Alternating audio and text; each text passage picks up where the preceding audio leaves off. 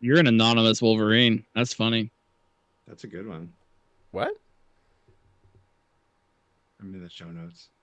Changing my highlight color. I'm going to change Omnis's too. Where is the thing? Where's the media thing? The media thing. To like access the music. Why am I? It should be bottom right. It just says live in It should be settings. people. It should be one that says people chat. Oh, you should look at Riverside. It's on Riverside. Oh yeah.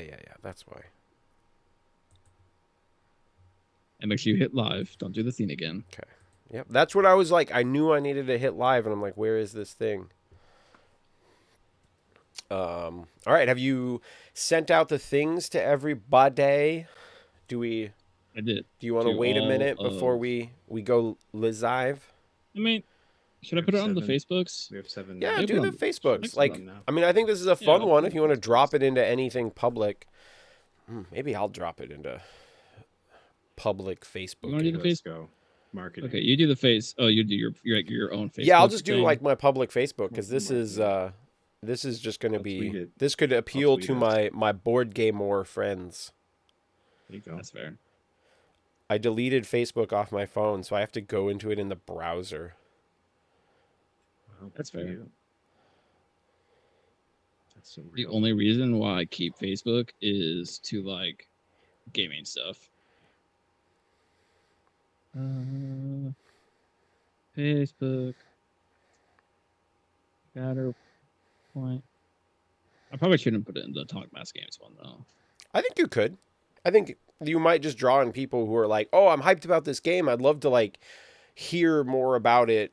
You know, I've picked up some models, but maybe haven't played it. Like, we're still pretty early on in the game's run, right? We had people at the game store who had like the full line of models who haven't played games yet, and that was yesterday. All right, well, I'll post it there. If it gets removed, it gets removed.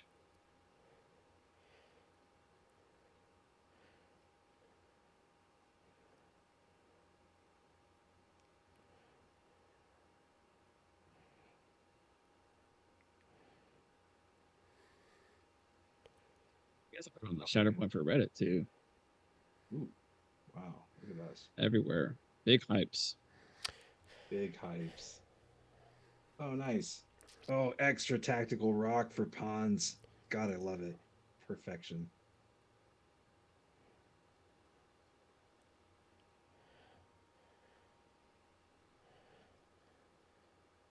Hell yeah.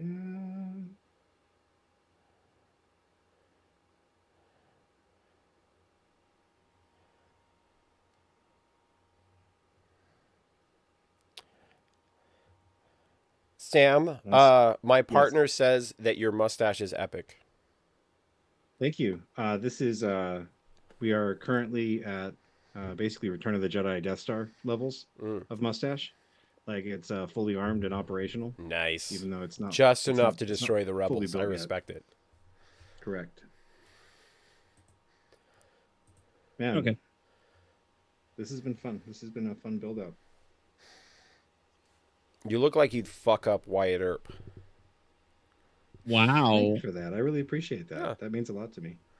I come from strong outlaw blood, and my mustache might be the only thing I have to prove it.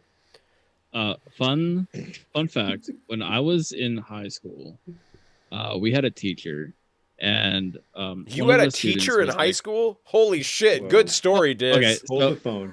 I'm working on it. Okay, so there was a guy, or a kid rather, at that time and age, where he was talking about how one of his ancestors was Pancho Villa, and then the teacher was like, "That's funny.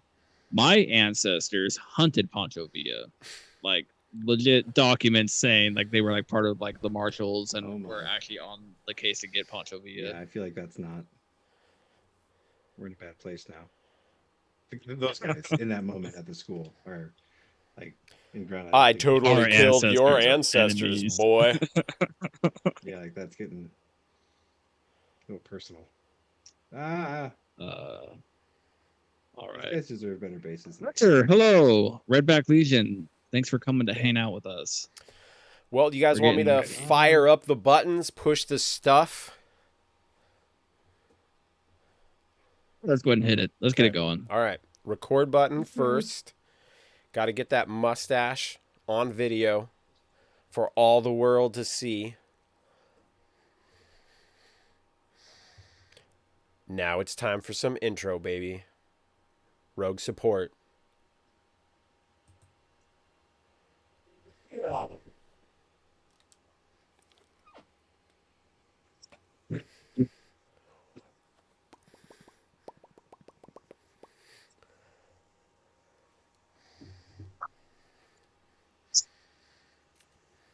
Stretch out with your feelings.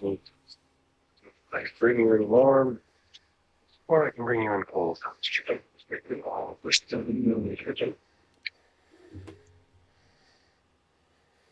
Welcome to Rogue Support, a Star Wars Shatterpoint podcast. We are your hosts, Dizzard, Omnis, and Finger Guns. Our goal as a cast is to give you that support you need for your gaming needs, whether that be tactics, supplies, hobby ideas, or just friendly banter. If you enjoy what you are listening to, be sure to leave a review and let us know how we are doing. As well, come join our Discord. The link will be in the description. Also, not Discord. What's it called? Spotify does a whole Q&A thing nowadays, and it's really cool. We got one the other day that someone had commented on the Vader episode saying they were really excited to play her. Nice. I imagine that was about Talzin because we were talking pretty hot about Talzin that episode. Nice. So yeah, feel free to answer the Q&A. We'll shout you out. We'll talk about what you answered if it have a question or anything like that for the Q&A stuff. But go ahead and open up those blast doors and let's get on with the show. So this episode is going to be more of an introduction to the game and cover why we enjoy the unique mechanics of the game, and another introduction of us as hosts to the people, and create a more evergreen type of episode for the listeners now that we have a really good understanding of what Shatterpoint is, how to play it, why you should play this game. So that's kind of what we're shooting. Bold claims. So a quick intro. All right. Bold claims. I'm Dizzard and I play Maul. Next. That's all you need to know. That's I'm Finger Guns and I play the good guys. All right, I'm Omnis, aka Wild Omnis. I drink IPAs and I drop hot takes. That's my job. You need a sticker that says I'm Wild Omnis. I drink IPAs and give hot takes. We definitely have like one strong identity here. Hey, I know my role. It's a small role, but I'm there, you know? So, but I'm excited to do this intro to Shatterpoint. Like, it's been fun, like the journey since Adepticon, played a bunch of games, and now hopefully we can kind of break this down for either people who are like buying into the game and painting these cool models, or people who are just like, I've never done a miniatures game, but I love board games. What is this like? I am ready to dig the fuck in. Woo! Shatterpoint. Shatterpoint. Also, I have a show note here that says Dizzard is supposed to mention to the chat that we are opening it up if they want a story or a comment read for future players. And we talk about favorite moments between the chat inputs. So basically, we want like you to give us a story of what's drawn you to the game and what's kept you in this game, so we can give people your guys' stories of why they should be playing this game as well. And we're gonna go ahead and start off with Sam talking about some stuff. Well, I mean, Star Wars is a pretty character-driven IP. Shatterpoint doesn't disappoint on that front. It's very much a character-driven, small-scale skirmish game. And I think that one of the best things about this game, one of the hugest selling points, is that you're going to put characters on the table that people have some relationship to.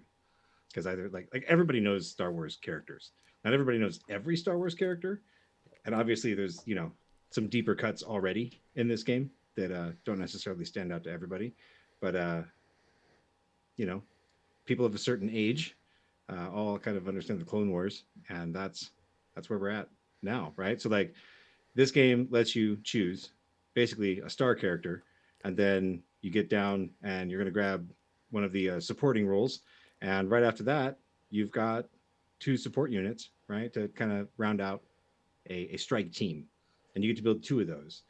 And the game makes it pretty easy. They give you a nice spread right in the core box, and you can play this game right out of the core box, which I think is another kind of a appealing selling point. Sam, what's your Anybody favorite else have? strike team? Like, Yeah, if go you for were it. just like, what's an example of 6 characters? Who do you like? What's a good Well, example?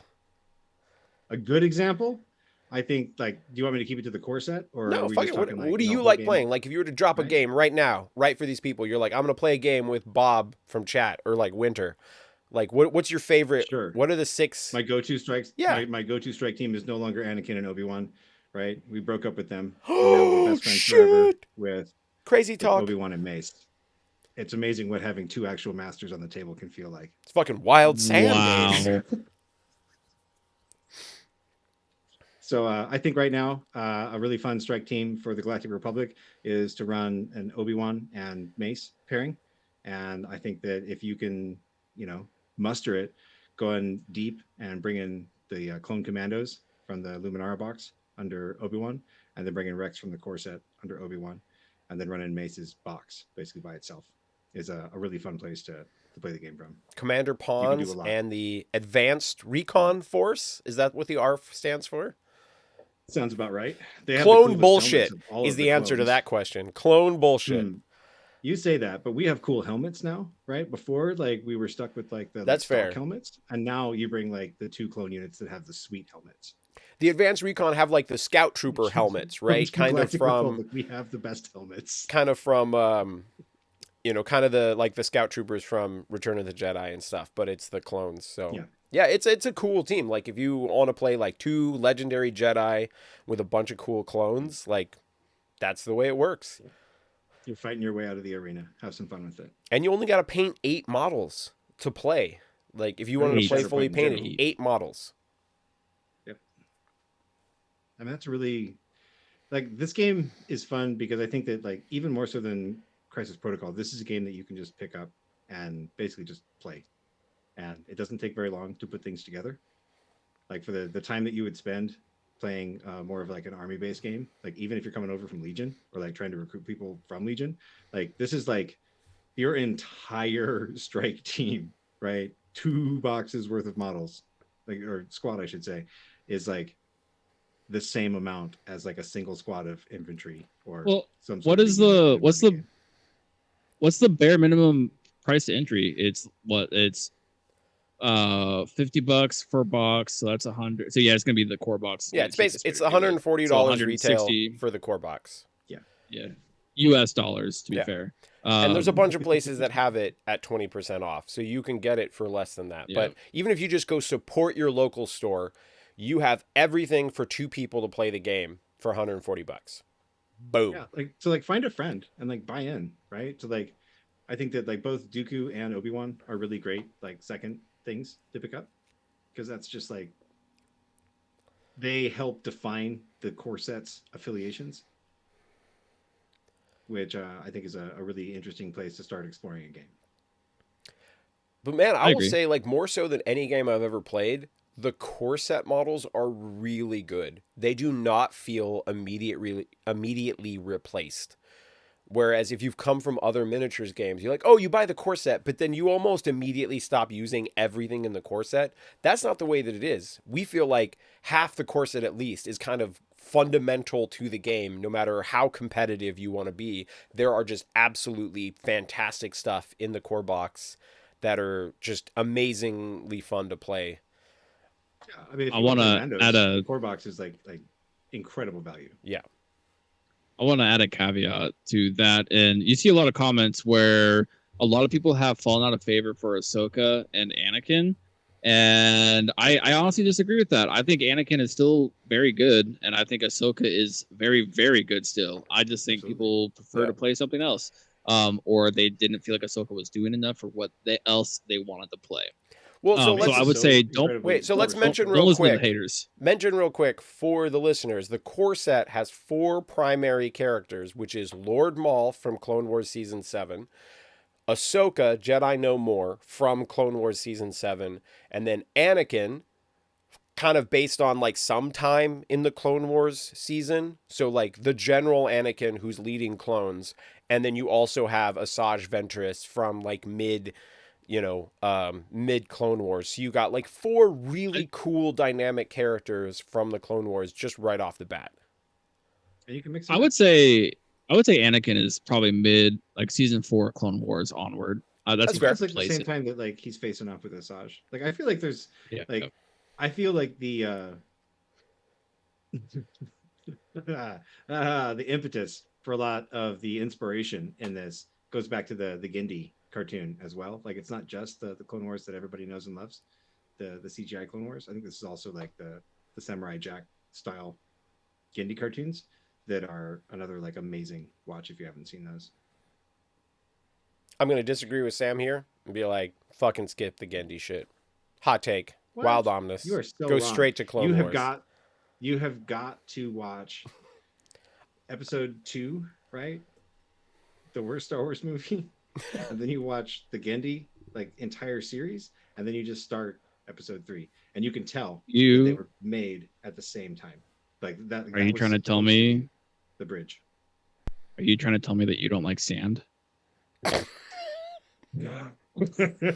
My sons love the arena fight. It's one of their favorite like Star Wars scenes. That's the only good part of that movie. Let's be real. Yeah. Like that arena fight's actually sick. No, Yeah. you're wrong. The chase through Coruscant is also like actually pretty solid. Dude, I really like the Okay, so the first Zamwazel 10 character. minutes. The changeling bounty hunter Yeah. was super cool. But Sam, do you want to hit? So the first 10 minutes and the last 20 minutes. Yes, you're not wrong. But we're not here to just bash on Attack of the Clones. It's the last 40 minutes. Sam, do you want to cover deployment and stuff real quick? Like sure. how does starting your characters? Game, yeah. So one of the craziest features of Shatterpoint is that you deploy without knowledge of what you're actually going to be playing on. You understand Love it. The vagaries, right?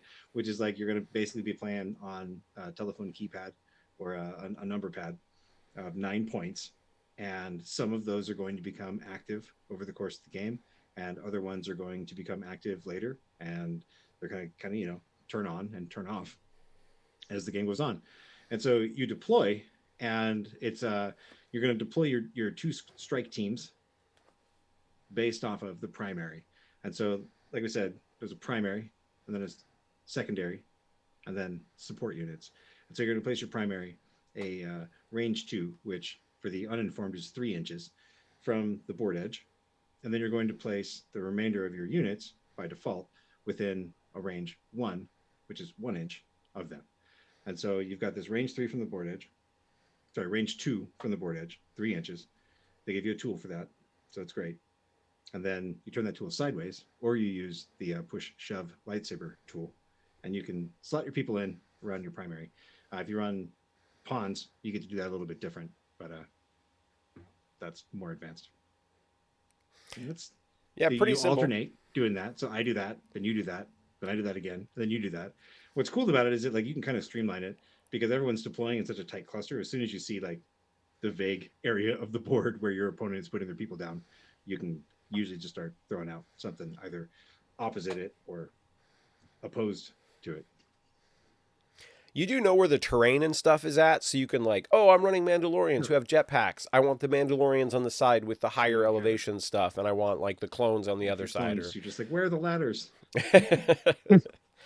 Or... Show me the ladders, please.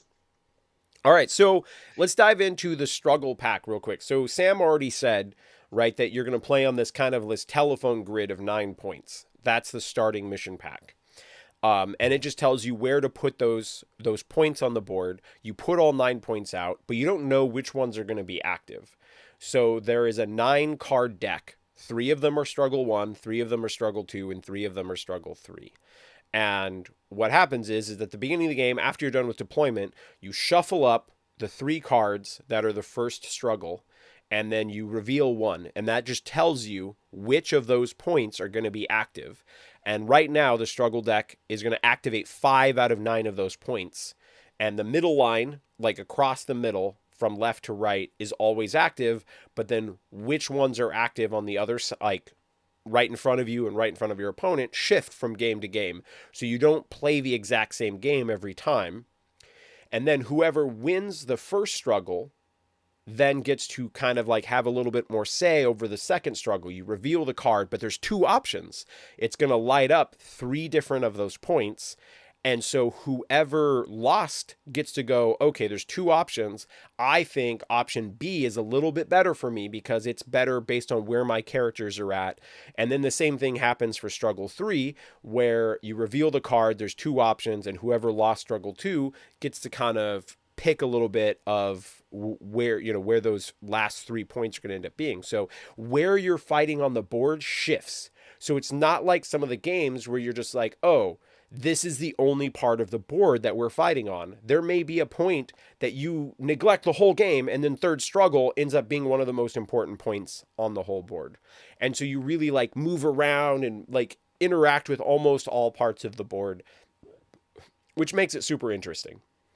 The way that the scoring system works is like of those 5 points, at the end of your turn, you get a point for each spot that it's controlling, but you're not just like making a tally like that just keeps going up and up. It's a tug of war. So it starts at 0 and Sam might score 2 points and then I score 3, and it like moves back and forth as you're trying to shift towards. And so it's this constant tug of war. There's no, if you've played other miniatures games, there's no like full 30 minutes of just like moving characters around to try to jockey for position in the first round of the game.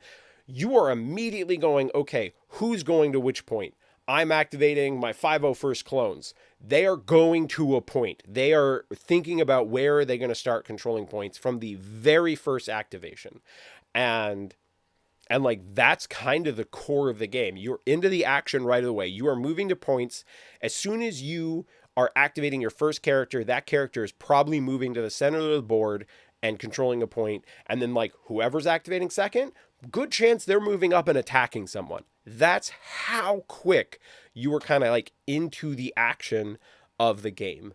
And it's super fun. You just have to be kind of, like, range 2, which, as Sam already said, is, like, 3 inches from that objective. So there's still like a pretty big bubble. Exactly 3 inches. Yeah. A pretty interesting bubble that you're fighting over. So you can be on the objective and still be far enough away that you're shooting someone, because melee range is range 2, which is, as we've already said, 3 inches. And so there's, it's a little bit more than 7 inches, right? Because there's the token, which is a little wider than, or is the token an inch? It's right at, it's an inch. Yeah, okay. So you've got basically a 7-inch diameter bubble. And so you can be in that and like still be like having your droids shoot at some clones or something. And so that makes it really fun, really dynamic. There's like almost everybody can kind of like get to those points right away. It's super fun. And I do tend to say that it's a little easier to come into Shatterpoint from being a board gamer, being someone who's like played a lot of Euro games and strategy games and such. Whereas if you've come in purely from war games, you're gonna be like, whoa, there's a lot of objective stuff going on. Like, yes, we attack, but the primary thing is objectives, not attacking is first and foremost. So it's, in a lot of ways, it's like a board game. A lot of attacking, though. There is a lot of attacking, for sure. You end up attacking basically every activation. But it feels like a really, really good, interesting board game that has amazing models that you also get to like hobby and paint. And so it has kind of like both of those elements. But I think that's all I was supposed to cover for this section. Nothing too wild from Omnis here, but I'd comment to how fast this game can be. So like, I think that like the first like month and a half to even 2 months, you're gonna play games that take like 2 to 3 hours of Shatterpoint, and then something's gonna click between you and the people you're playing with, and like you can knock out games of Shatterpoint in 90 minutes or less, like pretty quick, once you get the hang of the rules, I think. And then I think you can get that timer even lower in a lot of cases. I feel like the vast majority of games that I've played are like from the first activation to the last activation, an hour. Like, yeah, like it's a lot. I was being generous with the 90 minutes. Yeah, like that's kind of like the round timer for event for the rules, and like that's like easy peasy. Yeah, for sure. One thing that I want to add is when you're looking at the mission card, there is so much room for them to do anything that they want. So like this mission for shifting priorities can be exactly how it is, and then our next mission that we get could be completely different. We could have 5 points, we could have 2 points, we could have 20 points. Who knows? Because the map could be completely different.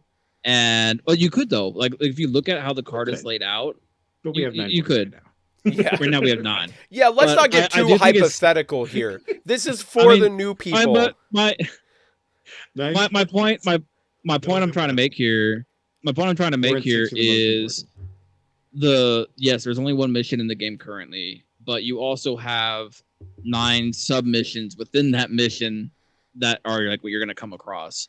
And then for future growth of the game, who knows what these other missions could be. So if you play the game and you don't quite like shifting priorities, like maybe that's just an objective you don't like. I would say don't count the game out because who knows what else is to come for missions. Yeah. Great job, Dizzard. Confuse everyone. That made a lot of sense. Love it. That's what you. That's what I'm here for. Yeah. All right. Love it. My point here is we're talking about terrain, elevation, and ingress points. We talk about terrain. I think terrain is actually super interesting in this game because one, it looks freaking cool. I love the terrain sets that AMG is putting out for this game. There's a bunch of 3D printing that people are doing already that you can find it as well. If you play Legion, that terrain pretty easily crosses over. And I know Jesse Eakin from Hello there. I'm Jesse and Amon. Our podcast is fantastic. Wild Omnis approved. Like I know like he's got a bunch of tables planned out. There's so many different themes that you could do for your terrain. And then how terrain affects your game. You see a lot of comments of confusion when it comes to cover, climbing, and all these different things. My biggest piece of advice is they wanted terrain rules to be extremely simple. That's how they read to me when I read the terrain rules. Is that like, they're super simple, and a lot of people are trying to overcomplicate them. So in all honesty, when you're reading these terrain rules, you're not wrong. When you're trying to read the rules for terrain, read them as they are, and take them for what they are. There's no gotcha with it there. Well, that was crisp. But when you're looking at the terrain stuff, it's like one of the biggest things I see is like cover doesn't make any sense because I have to have hunker to get cover. Cheers, Sam. Cheers. I'll cheers you. Yeah, I'm cheersing Sam. Fine. I'm trying to make a good point here. But it's very much, I think when it comes to the cover, a lot of people find it nuanced because of the fact I need to have hunker. I need to have this different situation going on. Just take it for what it is. It's obviously it's much simpler. I like the way that it is where you have to have the hunker to get the cover. Other things with terrain is I feel like a lot of times people talk about how line of sight doesn't come an issue. But I feel like that's because everybody just plays with gantries. Put a building in the middle somewhere. Put a building that is taller than range 2 somewhere, and then see how your line of sight is affected. It's insane when you act. I have range 5 guns. But no, keep that out of here. But that's what I'm saying though. Is like you actually make line of sight an issue to deal with, then line of sight actually becomes an issue. When you see people talking about how line of sight isn't real in this game, it really is. It's just everybody's playing with nothing but gantries, and they put the buildings on the outskirts. And they don't become an issue because line of sight is never an issue in those situations. Keep up the good work, people. Now, if you take a table and put a solid building that is taller than range 2 in the middle, now you're gonna have some line of sight issues. You're gonna have some line of sights like not be made. Some caves and caverns and stuff too. You know what I mean? Right down in you're not stuck to the gantries. That's what I would say about terrain. It looks cool. The rules are super simple. Don't overcomplicate them. And do whatever you want with it. Elevation is a super cool thing with this game, and I think they nailed it on the head. They kept it simple and like being able to jump. Does that mean and you just need the high ground? What happens? You just need the high ground. You win. Let's be real. Like if you have the high ground, then your opponent doesn't. Would you say it's over? It might be over. But like it's very elevation becomes a very interesting thing, and you start evaluating your character cards. Like, how can I easily get up elevations? If I have a list, I've made lists before where Omnis is like, "This is shit. You don't have any jumps in it. How are you going to get up things?" And I'm like, "I guess that's fair." Golly. You don't have scale. Like let's look at Mistakes were made. like I was about to say. I mean, but Woody you're not wrong. Harrelson and But it's Wesley very- Snipes did say that white men can't jump. No. That's fair. I don't know the life. But my point here with this is if elevation becomes very interesting when you're looking at your list building and your play, and you can evaluate your opponent's list and say, wow, you don't have any jump or scale, and there's a lot of elevation on this map and not a lot of ingress points. I feel like I'm favored here. Hey, and that's a Dizzard, very interesting. What's an observation. ingress point for the listeners? Anybody can jump. Anybody Wow. can jump. Well, ingress point. Ingress point is my next thing, where I think ingress points are incredibly strong and going to be honestly a hard point for tournament organizers for a while until either AMG What puts are out something they? for. Tell me what they are. There. Don't talk I about need them a- until I I need a know what they 101. are. I need a 101 on this, please, sir. All right, so an ingress point is essentially if I end within range 1 of a ladder / ingress point, whatever I'm calling an ingress point, with What a. is an ingress point? I'm about to say that. An ingress. God I just bless said that. you, It's Sam. a ladder or something that I'm calling an ingress point. We're not playing the Y game here. All right. But if I end a movement, so that includes dash, advance, or jump, or climb. Also, no, it specifically says advance, dash, or jump. Then within range 1 of an ingress point, then I get to end within range 1 of where the ingress point connects to another part of the terrain. What that means, though, is I can't link my ingress points. I can't jump up at ingress point and then hit another ingress point off of that because I didn't complete the first part of that. I also can't do an ingress point if I do a shove. If I'm shoved, I can't use an ingress point. If I take a follow-up, I can't use an ingress point. Climb, I don't know. I don't know if climb is on that list or not. I am double checking that now because you made me question. But Yeah. shit, listeners, if you're new to Yeah. this, the concept is that there's some fucking ladders and shit on the board, and if you end within close to it, you can just automatically Help you. go up the ladder, and that helps characters. So it's not like Mandalorians are the only thing you play. They should be the only thing that you play. Or now, hear me out. Whoa, Hear me out. whoa. You just jump up there. You spend your movement action and you Climb. jump. But yes, you could just Climb. So the always cool thing, play Mandalorians because they're the best.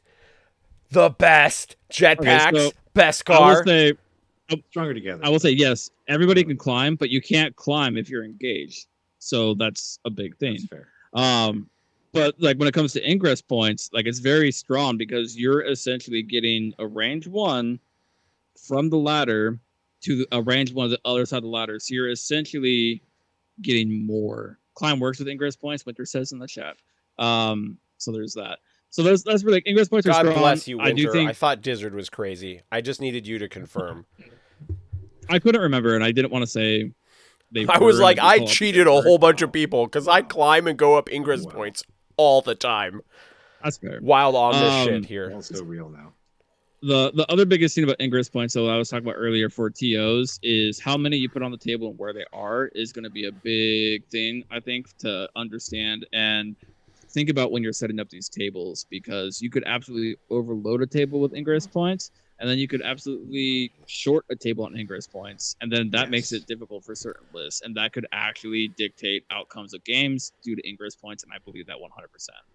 So I want to hop in here for a second. Wild Omnis time. Yep. Pow, pow, pow, pow. My last name is literally Two Pews. Sam stole it from me. That's not his real last Not name. true. I'm Omnis Not Two true. Pews. This is too wild. This is too wild.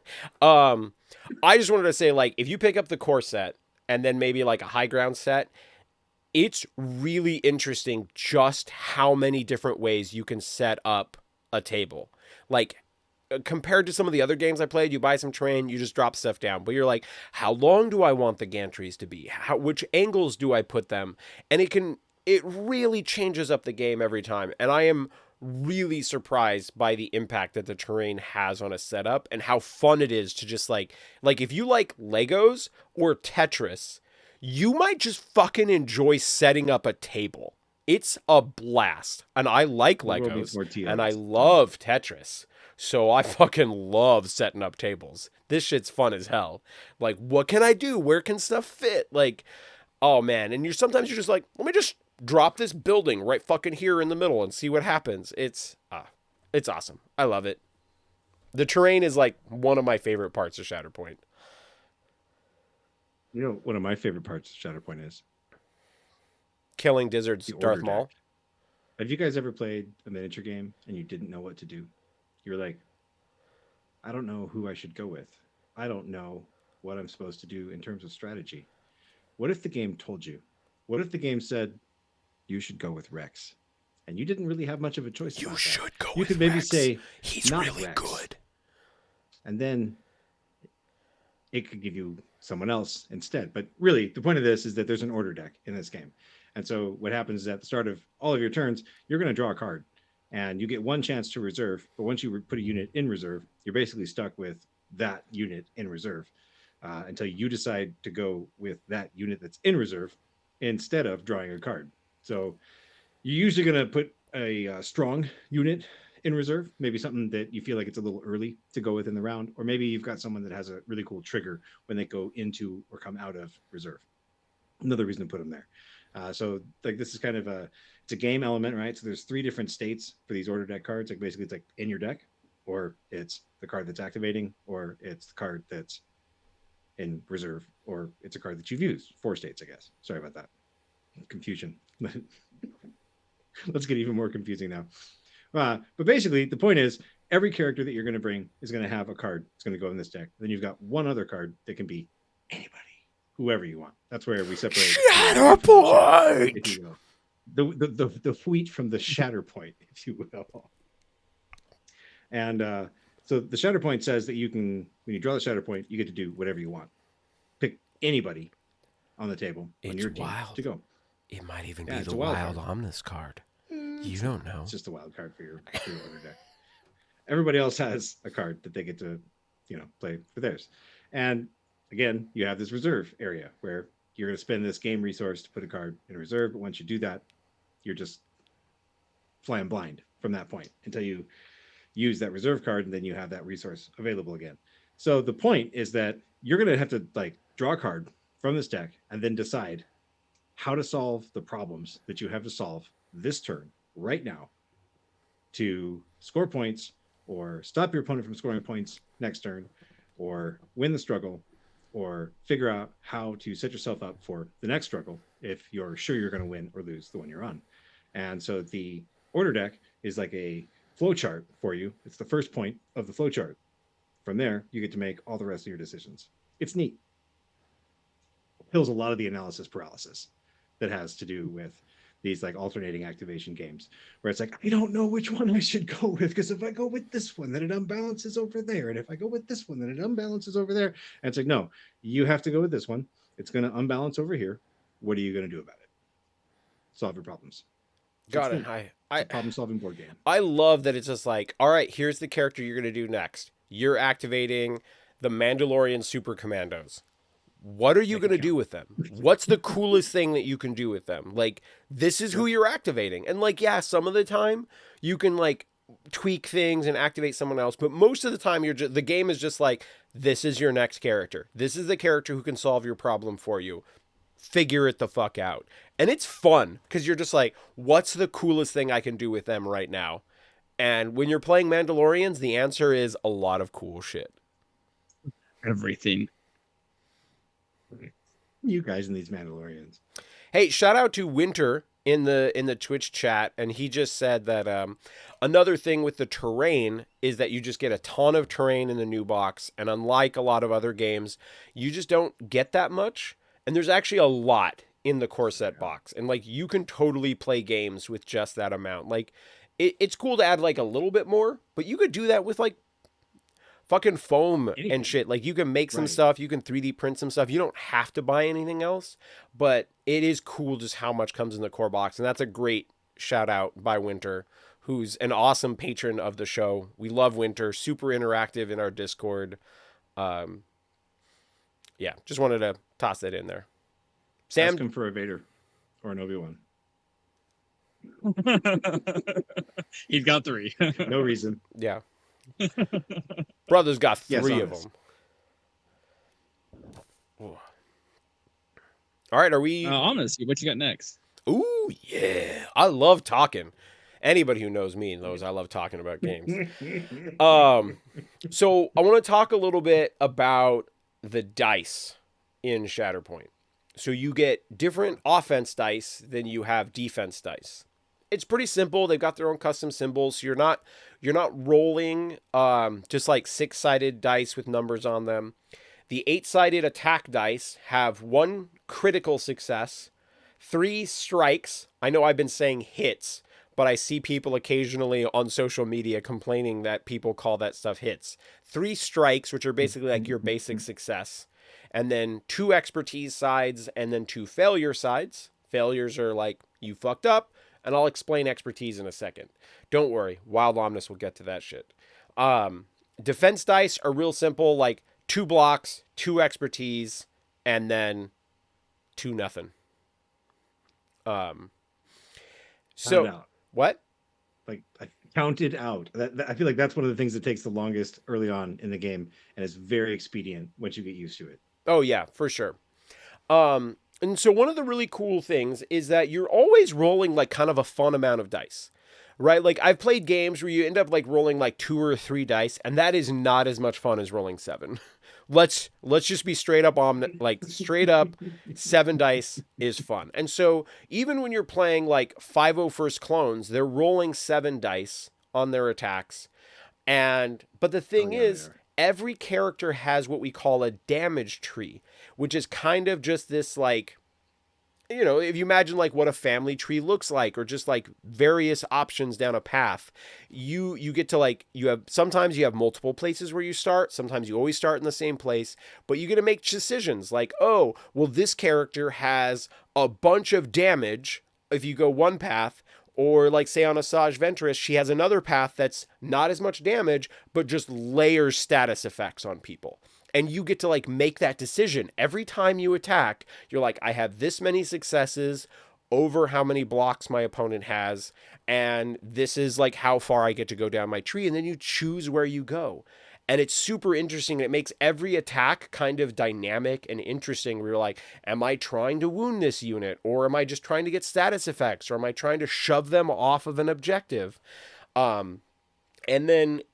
And so, like, primary characters, like a fucking General Anakin, who's, like, just murders everything, his damage trees are insane. You're like, oh, I got 3 successes, you're dead.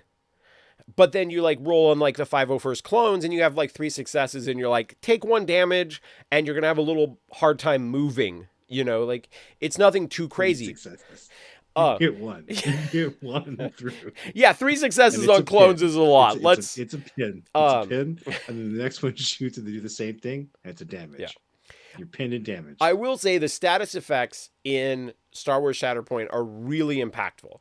There's 4 of them. Yeah. One is like, you don't get expertise on your next attack. You don't get expertise on your next defense. You can't. The next time you would move, you don't. The next time you do some shit, take a bunch of damage. Like, those are the 4 main status effects, and they all suck.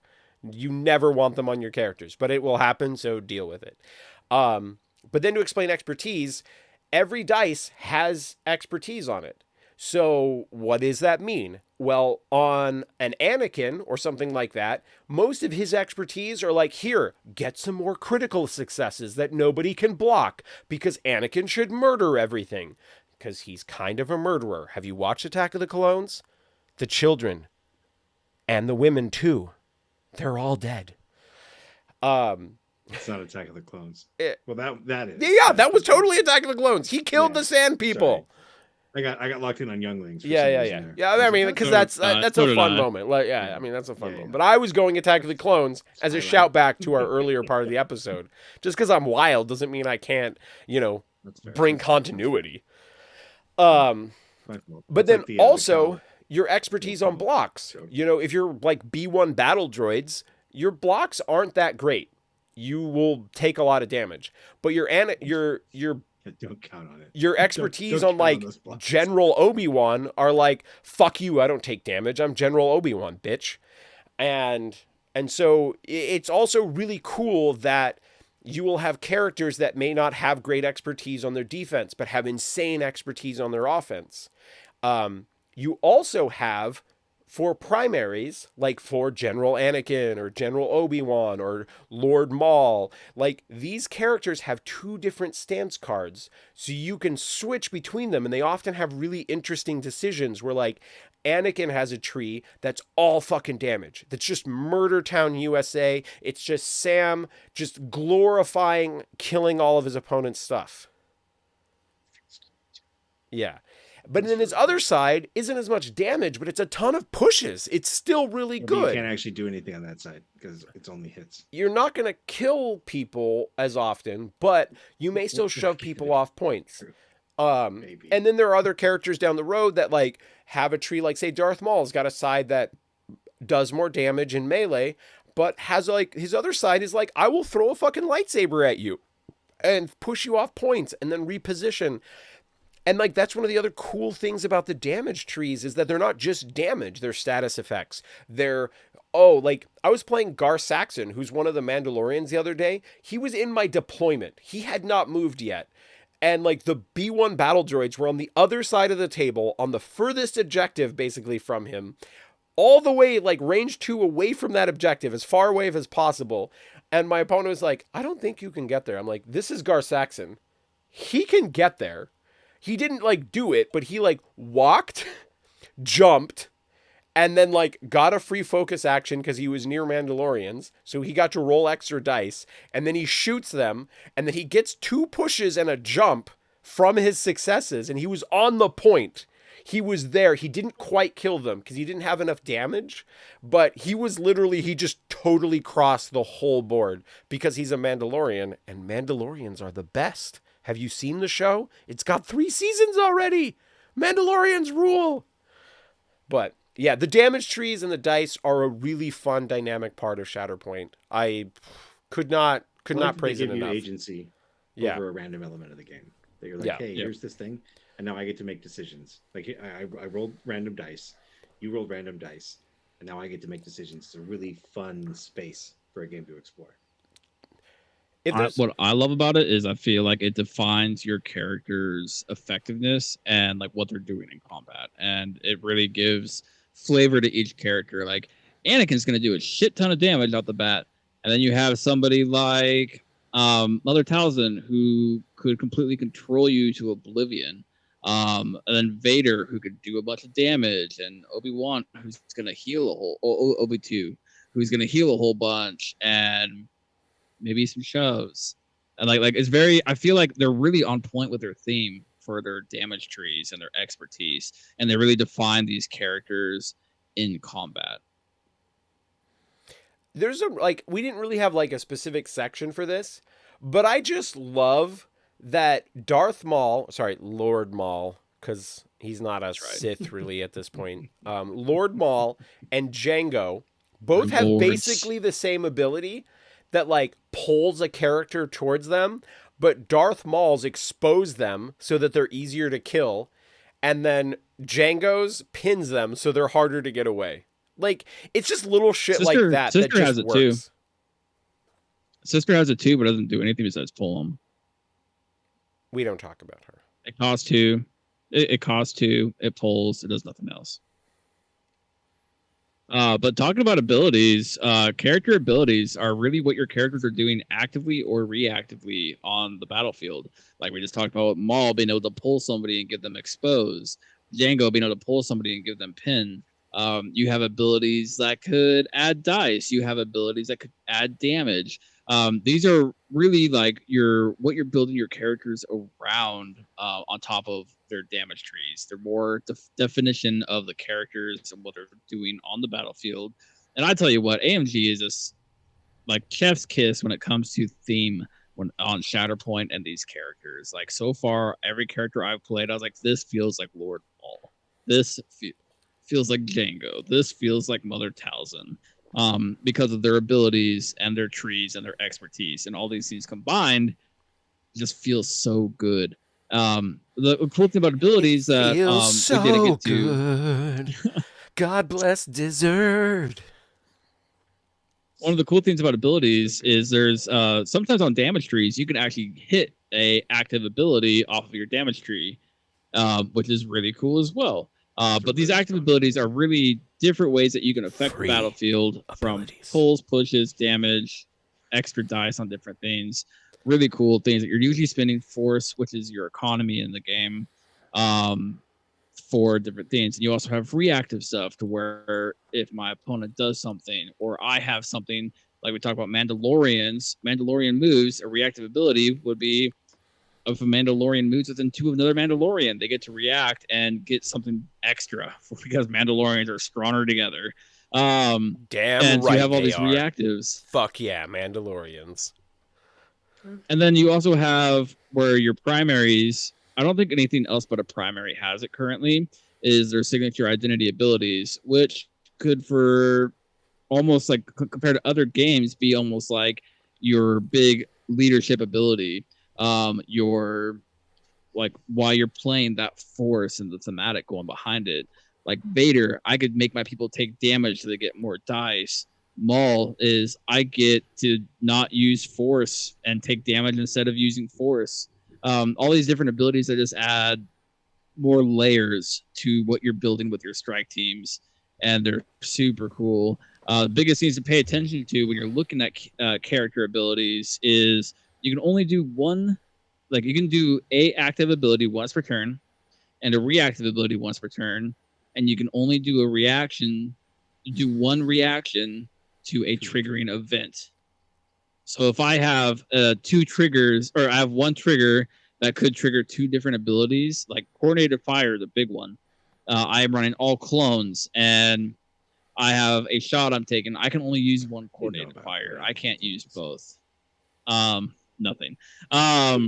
So there's a bunch of different things that go on here and nuances that come from the rules and Can all we of that. explain what but it all coordinated balances fire it. is for just a second? Like, it's So coordinated fire is So when one character we have is a shooting cool someone, ability, too. there are other characters who have an ability that might trigger and just go, Awesome. boom, take some extra damage. Here, get a status effect. Or here, I get to move. Yep. It's just something that triggers where someone's making an attack and then somebody else triggers an effect off of that attack. That's what coordinated assaults or coordinated fires are. Yeah. It's largely baked into the clone, like sub Absolutely. keyword. Clones do Well, you it got a other lot. things too. You got, which is why most Dathomirian's people got don't it know what it now. does, because nobody likes clones. They all play Mandalorians. Also false. But Dathomirian's got it now. Padme's handmaidens have it. So it's cool. It's there. The other big thing to look at is your keywords. Keywords will be those texts at the bottom of your card that basically says like what this character was like known to be, their race, their alliances. Like you could have If they're Galactic Mandalorian, Republic, which is important. Mandalorian, Jedi, Force user, Sith, Dark Force user. If you're a whatever. shitty clone, you know that too. You know. True. Like Cody. Anyways, these are hard. Clones are living beings. But when you're looking at your keywords, a lot of this comes down to like where you're getting your synergies, and your abilities tie into this. A lot of them reference certain keywords. Like if you are Galactic Republic on Coordinated Fire, then you can actually trigger Coordinated Fire. If you're not Galactic Republic, then you're not triggering it. Dathomirian with Mother, if you're playing a Dathomirian, they get to heal 1 if they did a damage, or recover 1 rather.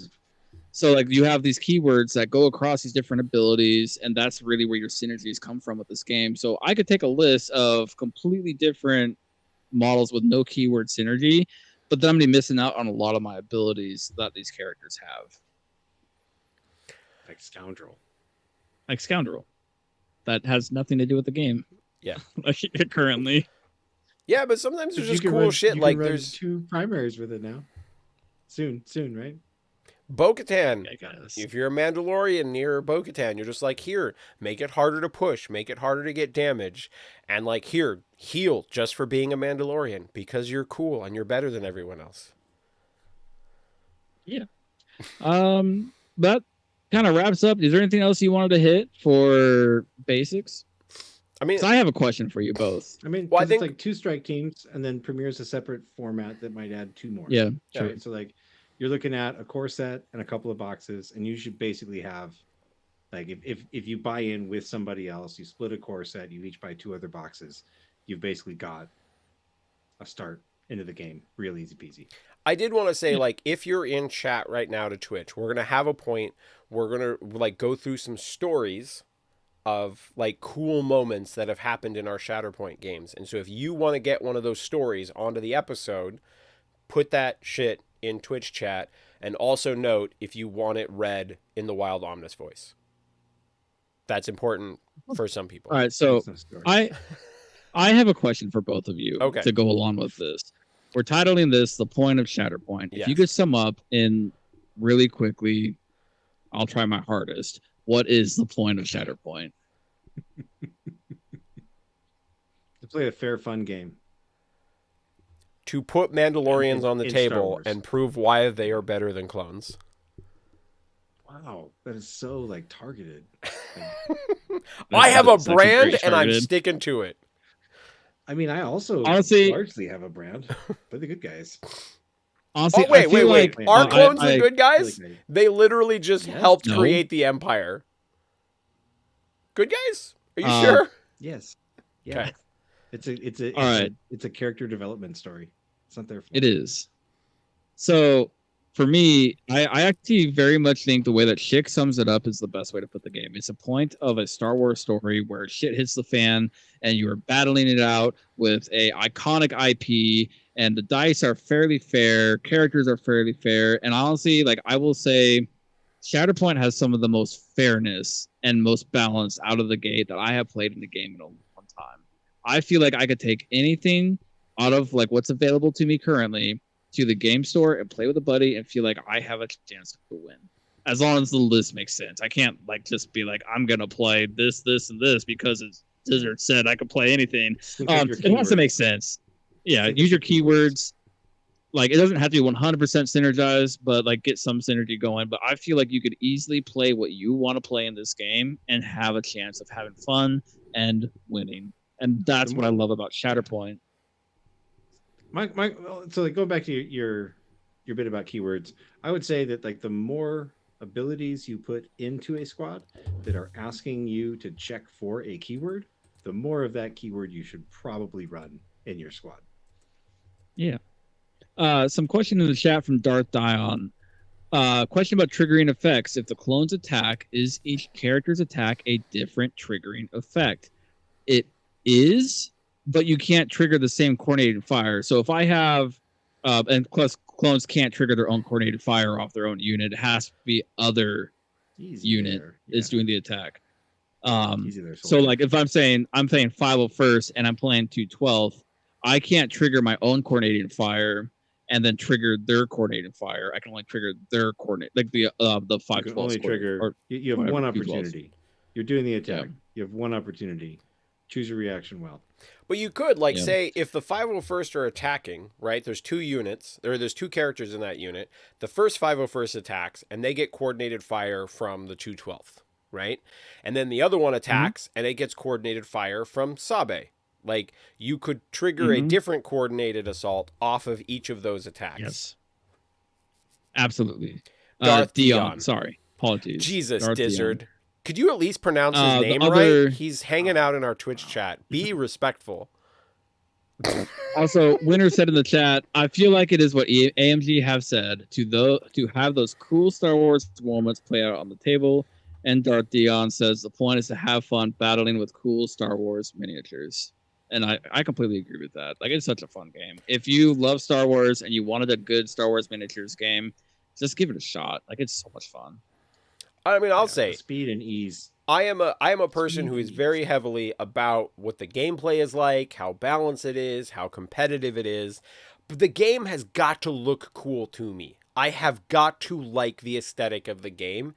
And man, do I love the miniatures for Shatterpoint. When you're like looking at Anakin and his lightsaber actually looks like Anakin's lightsaber and has those details, you're like, how fucking... This thing is like 5 millimeters long and it looks like his lightsaber.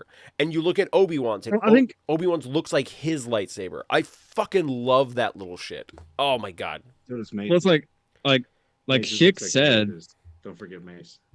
Will Schick said in an interview that when they do like their models, they have to get it approved by Disney. which means that they have to have the right number of pouches. They have to have the right boots on. They have to I love have it. the Pouch right count. like Pouch count. Yeah, What's your like- pouch count? Could you imagine being the I guy mean, at Disney who's like, "Can you verify the right number of pouches for this guy?" Oh man, it's like the So it's like, Rob if you're a I'm gonna huge need Star a Liefeld Wars second nerd, holster for man. puns. character. I'm sorry. Oh We're gonna need man, a second could you visible holster. imagine? I want a pouch, man. For Can you imagine anyways, like putting that on your resume? I have a Like pouch. I was I the have a pouch pouch that I carry guy on my at fanny Disney. pack. I verified reals. the right number of pouches on everything. That was my job. Pouch guy. Dizzard. Pouch guy. I want pouch guy. I want a detail is pouch guy awesome. model. Thank you, Darth Dion. Yeah. Do you want to move into the Chamber of Judgment and then we'll get into some stories? Yeah, let's do Chamber of Judgment. So, whenever I move, so when I moved to miniatures games from card games, one of the biggest questions I got was just about dice as your randomization mechanic. And even when I started with Star Wars Minis, the Wizards of the Coast game that used a fucking D20, which is not good. But I still felt random. like the randomness of like a card deck was way worse than the randomness of a D20 used for attack rolls. And then when you take something like Shatterpoint that has the expertise system and like yes, it's random and it shakes up, so not every game is the same and not every attack is predictable. I don't really feel like the games are decided by dice. The dice just give you Let's see flair. Vader on the table. They give you No, versatility. Sam, you are they wrong. give you No. kind of a like, Just dude, hit the tree. fucking play Mother Versus Talzin take against 2 Vader damage, and be hit the like, tree. bro, I don't care that shit. you killed that guy. I just push you off the point, so it doesn't even matter. Enjoy your wound, nerd. Yep. I didn't talk about that. I'm just talking Okay. about hitting full No. trees. I mean, No, you gotta hit your no, full so- tree if you bring Vader. Oh, no, well, I think that's one of the coolest things about Shatterpoint is I've had games where I got 7 wounds on my opponent, and Yeah. they got 1, maybe 2 wounds, Was and that they still before won ours? the game. Was that before ours? Was that before like sisters? Because like I feel like the pre-attack I'm not going to exposed answer that question. is like a legitimate thing that's happening right but now. but my in my this game. point here though is I could be feeling like I'm getting completely like knocked out of the water, and I'm losing characters left and right. Sure, but they're But still there, you still have a chance to win the game. and they're still there, which is like, cool. Those characters are still like, But like there.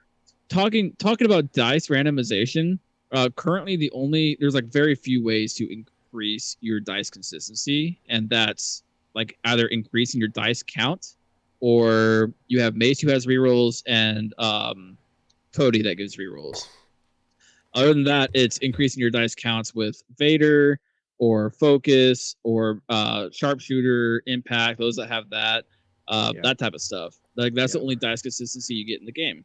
That being said, I have played multiple miniatures games that are dice and card mechanics. And I will say Shatterpoint by far to me feels like the most fair dice game that I have played. Like I love the dice randomization because the expertise fixes certain things, the damage tree fixes certain things. I could roll a shit ton. I could spike my dice, but if I'm playing a character where their tree isn't that great, the dice spike doesn't really matter. Like I could roll crit, That's crit, the crit, thing crit, about crit. rolling those 7 dice for the clones, right? Is that like you're not actually like, even if you like you're not get doing, like you're 7, you're doing okay. I'm gonna take 7 steps down my 4-step tree. Like you're getting 4 steps down that thing. That's what But I feel like AMG has built in so many different like things to go into their dice randomization, from the expertise to the damage tree, that it almost mitigates the spikes. It mitigates the lows. Like you have characters that could roll 1 success and still next thing you know they're still pumping out 5 damage. Like it's like this character is supposed to kill. Not 5 damage. Like so I think there's 3. Like 3. Yeah. 3. But still, like he's used to playing I'm clones, being so he's hyperbolic. used to them not doing anything. Go easy on him. That's fair. Like my point. I think my point stands here though is no. I still think my point stands here though is that I think Shatterpoint does dice right. I have felt the most fair dice in any miniatures game that I have played, from War Machine, Malifaux, Flames of War. Malifaux uses cards. Guild Ball, MCP. Like I have You're felt the always most going to fair get to dice in activate your Shatterpoint. units in Shatterpoint. So like Yeah, dice fairness, I agree with you. You're also always going to get to activate that unit. Like there is like basically never a moment where you don't get to activate that unit. Not basically. It There might is be the last literally time. no situation that ever comes up where you don't get to activate Anakin at least. Twice. Sure. I think Jango Fett might throw that math off just a little bit. Okay. In a specific Theoretically, situation. in a very Okay. strange situation, That's it not is theoretically. That's a lot of dice to Is only that- need like 1 damage. Is that because he's like kind of Mandalorian, but not really? When you're I playing mean, Mandalorians he's with just a simple Beskar man armor, it is trying better. to make his way through the galaxy. Yeah. And I'm just saying that like he is the I don't one care. he's the Also, one piece in this game. He's that I played want to by one of the include, and I coolest just actors can't. in all of Star Wars. Just saying. I mean, I have enough copies of that actor in my strike teams Yeah. already. To be fair. Well, so I think the main point that we're trying to make on Timur dice Morrison. That should just be the name of our. is that if you're used to card games or something, the dice give you a randomization element, but it's actually a whole, like the curve is a lot more mitigated than you would expect. Like play it. Dice do not determine the outcome of games in most situations. It's how well do you respond to the dice? How good are your decision makings every activation? fishing Like for can crits. you come up with cool shit? Like it's I dice feel like make there's it 2 ways to roll dice in this game. There's 2 ways to roll dice in this game. The first way is you're just fishing for crits. You're just going to roll whatever you roll, and you're like, I hope I get a crit through. If against somebody that cancels crits, then you're like, well, I'm probably not doing anything, and that's fine. Whoopsie. The other way you roll dice in this game is to roll a bucket of them, because you're like, all right, Obi-Wan's going to jump and then take Vader damage, and then I'm going to roll 13 dice at this problem, and I'm going to see what happens. And I guess there's a third way, which is to just like be like, what if I just didn't roll dice with like Obi-Wan 2, and just be like, oh, what if this attack was just over and nothing happens?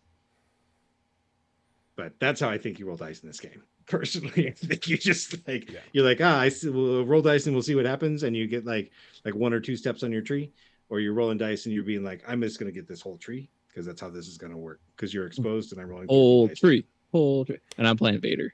All right. Well, I'm gonna Winter shout it out in chat, and I'm just gonna do this Wild Omnis style. One of the great things about dice is what Diz was saying. There are enough layers for AMG to pull to make the dice feel right. 7 attack dice on the 501st feels like nothing. Feels like shit. It's garbage. 7 attack dice on Anakin, that's hot shit. That's awesome. Expertise, combat trees makes a massive Wild Omnis difference. Pow, pow, pow, pow, pow! Thanks, Winter. So do ARF troopers. All right. Well, I think we did our Chamber of Judgment. So listeners, like we usually do this in like a totally reverse order, but we wanted, if you were new, that you just like got to go right into the main topic and understand things. But we usually do the Chamber of Judgment after kind of like our introductory section where we talk about what we've been drinking and what we've been playing. And so that's what we're going to fucking do now. Right now? Oh, like right now. Right now. Right now. Right Dizzard, now. I think Dizzard should go first. Like actually, no. I old think now. Wild Omnis should just keep talking and go first. No, Dizzard should go Yeah, next. Omnis goes first. No, Diz. Okay. Diz. Well, I wanna first of hear all, from Diz. okay, I got this. Okay. So first of all, I would like to give a big shout out to our patrons, those who support us and help us with what we're doing for the show. You guys are great. We have a super secret channel for the patrons in our Discord, and they get to preview that. And the biggest thing I can say about our patrons is they're amazing because they keep that channel alive and they keep our general channels alive too. They're always talking all over the place. Yep, and on top of that, like they're knowledgeable dudes about the game. Like they're here for a reason too, and like they might make more content than we do in those channels. You're not wrong, man. I love our patron channel, and we call it the Palace Rotunda after Jabba's palace, and like all the chat in there is always a blast, and so that group of nerds really helps keep this going. Absolutely. All right. Then we go to our Rogues Cantina 100%. segment. What I'm playing, painting, drinking, whatever it may be. First of all, I'm wearing my favorite Vader shirt. And then drinking Sour Monkey, it's a good classic for me. I had it in the fridge. It's good to go. Speaking of Painting, brands, getting ready for Nova. Not sponsored. I've tried. Did they even respond? Did you get a response? No, Oh, no, they never responded. please God, from I hope dozens of one us. Were day. you like there are dozens of us? Did you just send them the I jean hope that shorts? one day there's a listener who works for Sour Monkey that could be like, Diz, I will connect you. We'll at least We should send send you them like a a course Sour mug. Monkey shirt or We should something. send them a Shatterpoint corn set and be like, hey, here. That'd be pretty cool. Anyways, painting. But Shatterpoint wise, I think I've been waiting for my mother, and so I haven't had anything to paint for Shatterpoint actually. But I'll be getting mother soon and be painting her up. I have everything else painted, so Nice. yeah. What am I playing? Mother and Mall, and then maybe some Mother and Mall. I did try out a proxy game using CAD, and holy shit, I love CAD's box. Like it's so hard because I love playing Mother and Mall, but CAD is very, very, very, very close second to Mother for me. If I was doing Premiere, I'm playing Mall, Mother, CAD, and Vader, and that's where I'm going. And I'm 100% happy with that. I think CAD's sick. His box just clicks. It's so much fun to play. But Mother and Mall is amazing. If anybody has not played it yet and you have issues with the whole kill meta that's going on right now with Vader and Grievous and all that type of stuff going on, give Mother Mall a chance, and you will be like, wow. As long as I can get Mother before Nova, I got you. Yeah, 400,000 units on order. That's what we got. Let's go ahead and move over to Sam. Sam, what you playing, painting, drinking, whatever it may be. All right. So I'm drinking some Friar Joe. It's from a local Greenville, South Carolina brewery called Southern Growl, and it's good. It's a Belgian. It's a double, fruits and coffee. It's a what? That's a triple. It's a double. It's a Belgian double. It's a double. It's a double. Double. Double. That means it hits the back of your throat twice as hard. Okay, I am really trying not to be sexually inappropriate here, and then you say something like that, Dizzard. Anyway, Sam, what you playing? Painting. Well, I broke up with Anakin, and now I play 2 Jedi Masters. So, wow, that is like a double burn to Anakin. Can we just like savor that for a moment? We're like, you're gonna be on the council, but you're not a master. Oh, suck it, Anakin. No, now we got 2 masters. Now we know what we're doing. And it's May too. That's the best part. You're playing. Suck it, Anakin. Go to the dark side where you belong. And he's got like the same amount of damage over his first 2 trees, so it's so great. You're just like, yep, it feels so right. So I've been doing that. ARFs are a game changer. Commandos are cool, and I'm still addicted to Rex. I'm not sure if he's actually the best spot for that role anymore, but it's that's what I've been practicing with, and now I got to get it painted up for Nova. That'll be fun. Hard to give up on Rexy boy. I just all right, real quick, Rex, like as a character. What are you? So you're gonna play? I'm hoping to play Mother Mall. Like to know? Wouldn't you like to know? You just told me. If you're doing all this work and you don't, if you don't play Mace Obi at Nova, I'll be like, "Are you okay? Are you not? You're a clone of Sam. You're not really Sam." I mean, all this work might be like a bit of a stretch, but so a lot of hobbyists are like, like I only want to play painted. I only want to do this, and it's like I like to play painted models. I don't like to play gray stuff, but at the same time, my like New Year's resolution for this year in my hobbycraft was to play less like painted models because I rushed too many paint jobs, and so now I have this new approach where I basically just like get things to a bare bones level of tabletop. And I'm trying not to cause any permanent damage to the long-term plans for the models. And that's like my current hobby focus. So that's what I'm going to be bringing to Nova. It's going to be a bunch of models that have that level of quality to them. I have a big thing I'm going to say here right now. If you listen to the cast and you come up to me and you say, "Yo, where's my sticker at Nova?" I have a bunch of Star Wars stickers that I will give you. Not all of these. Sticker? I'll give you a couple.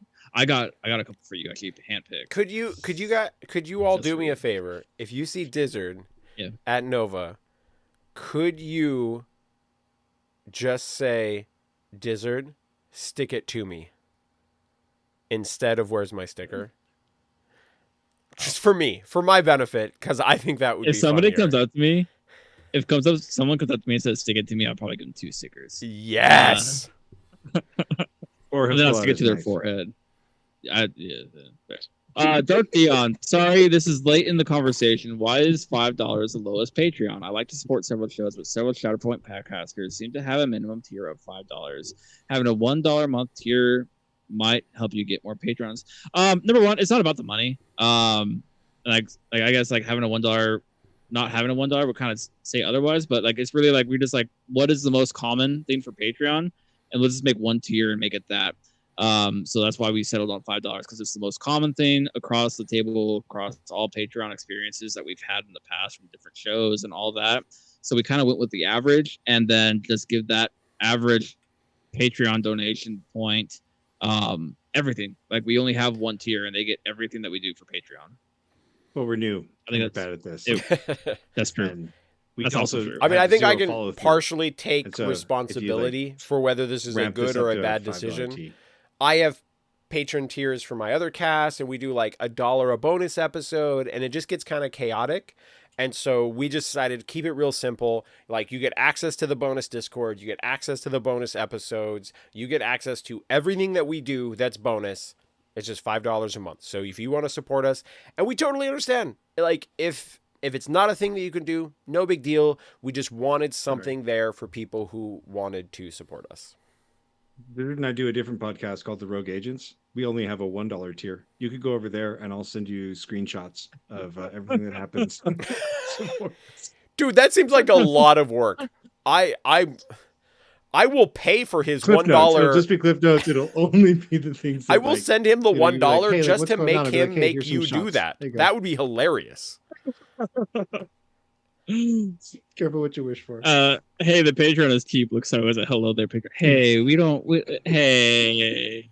Hey, we love Jesse and Amon. We love Jesse and Amon here. Dude, they do next level stuff. They're running like bonus leagues. They do That's follow through. They We have none of do that. so much stuff, and they like next level. Hello there have is awesome. kids. Like my favorite show that is not something that I'm on. Sam, Darth Dion already supports Rogue Agents. Dude, screenshots incoming, man. Yes. Yeah, Dion, you're my favorite person now. I cannot believe that you are making Sam do this. This is amazing. Sam, are you done with your Cantina section? Am I supposed to talk? I think so, yeah. Like, Okay. friendship ended with Anakin. How You're best do friend you? with Mace now. You were like the Anakin guy on the show. I don't want to be the No, I just Anakin played a bunch of guy. Anakin. I want you to be. Why It's am time for I you to the put guy who down- likes Anakin the most on the show? That is not okay. I don't know. Why do you like killing Yeah, kids God and sand damn people? it. The women and the children. Okay, to I be know. fair, I love Anakin, but he ain't Maul. So Mace. I think Yeah, Anakin's good. Mace is literally the But he first ain't no character in Maul. this game that I went like, okay, I got this. Like, I felt like he. So, if you're still listening, maybe you care about this, and if you don't, I'm sorry. But I'm not basically, sorry. For the I came into this game being like, I want to play the good guys. Me either. I'm tired of playing the bad guys. I'm tired of playing like meta oppressors. That's because you play. That's because you play play Thanos, and you're playing. Matter. You're playing lizard wizards for Stop. Age of Doesn't matter. Sigmar, doesn't and you're matter. playing It all doesn't the matter. evil types in all your That's other not- games. None of that is evil, from a certain point of view. That's all I'm going to say. But From their point of view, I saw You're still playing the evil people. this game. The Jedi This helped game- create the Empire. the Jedi. Hot take. Ding ding ding ding ding ding ding ding ding ding. Ring. Hot take. The Jedi are the true evil of the galaxy. False. But Baby continuing nappers. where I was, basically, I wanted to be the good guys, and I kept looking over at the separatists and going like, why do they have all the mechanics that I enjoy in games and gaming? And here I am. I have no force refreshes. I have no like third party movement. You know, like I'm just like I have to attack you, and that's like all I can do. And I had this And then one Mace character. gives you everything. And then Mace drops into this game and he's like, what if we just move? What if they wrote a fucking book about me and it's called Shatterpoint? So I get a cool benefit whenever you draw your Shatterpoint and choose me. Like, yes, you 'cause read I never know who Shatterpoint? to pick with my Shatterpoint, and now I know what to do with it. Have you Yeah. read Shatterpoint? Okay, it's actually for anybody who has not read Shatterpoint and is a Star Wars fan. Shatterpoint's actually a really good book. Dude, Mace is cool. That's all I'm gonna say. Yeah, like it's just I won't spoil anything, but it's such a good book. Like pick it up, Audible, whatever. So, Like listen to it, read it. Shatterpoint. It's really They good. gave me a Shatterpoint guy, and then they were like, "Hey, you know that thing you wanted where you like have all this extra movement? Well, you already have a lot of extra movement. What if I gave you extra movement for your extra movement?" And I was like, "Yep, I'll take it." And they were like, "Hey, we gave you a bunch of steadfast, but like, what if we made you like NASA triple redundant, so you always steadfast?" And we're going to give you protection because you're already getting a hunker die and cover like every single time someone attacks you. What if we also and he gave you also hits protection? just as hard as Anakin. Also, Like- what if he hits harder than Anakin in more convenient ways, except he can't do it twice, which You don't need to most of the time. like what if he didn't need to? He also has two like completely different trees on the same side of his card where it's like, hey, I'm gonna do a bunch of damage, or I'm gonna do a bunch of cool stuff. I don't know. Mace is great. Mace is my new best friend. And here's to you, Mr. Windu. Mr. Samuel Jackson.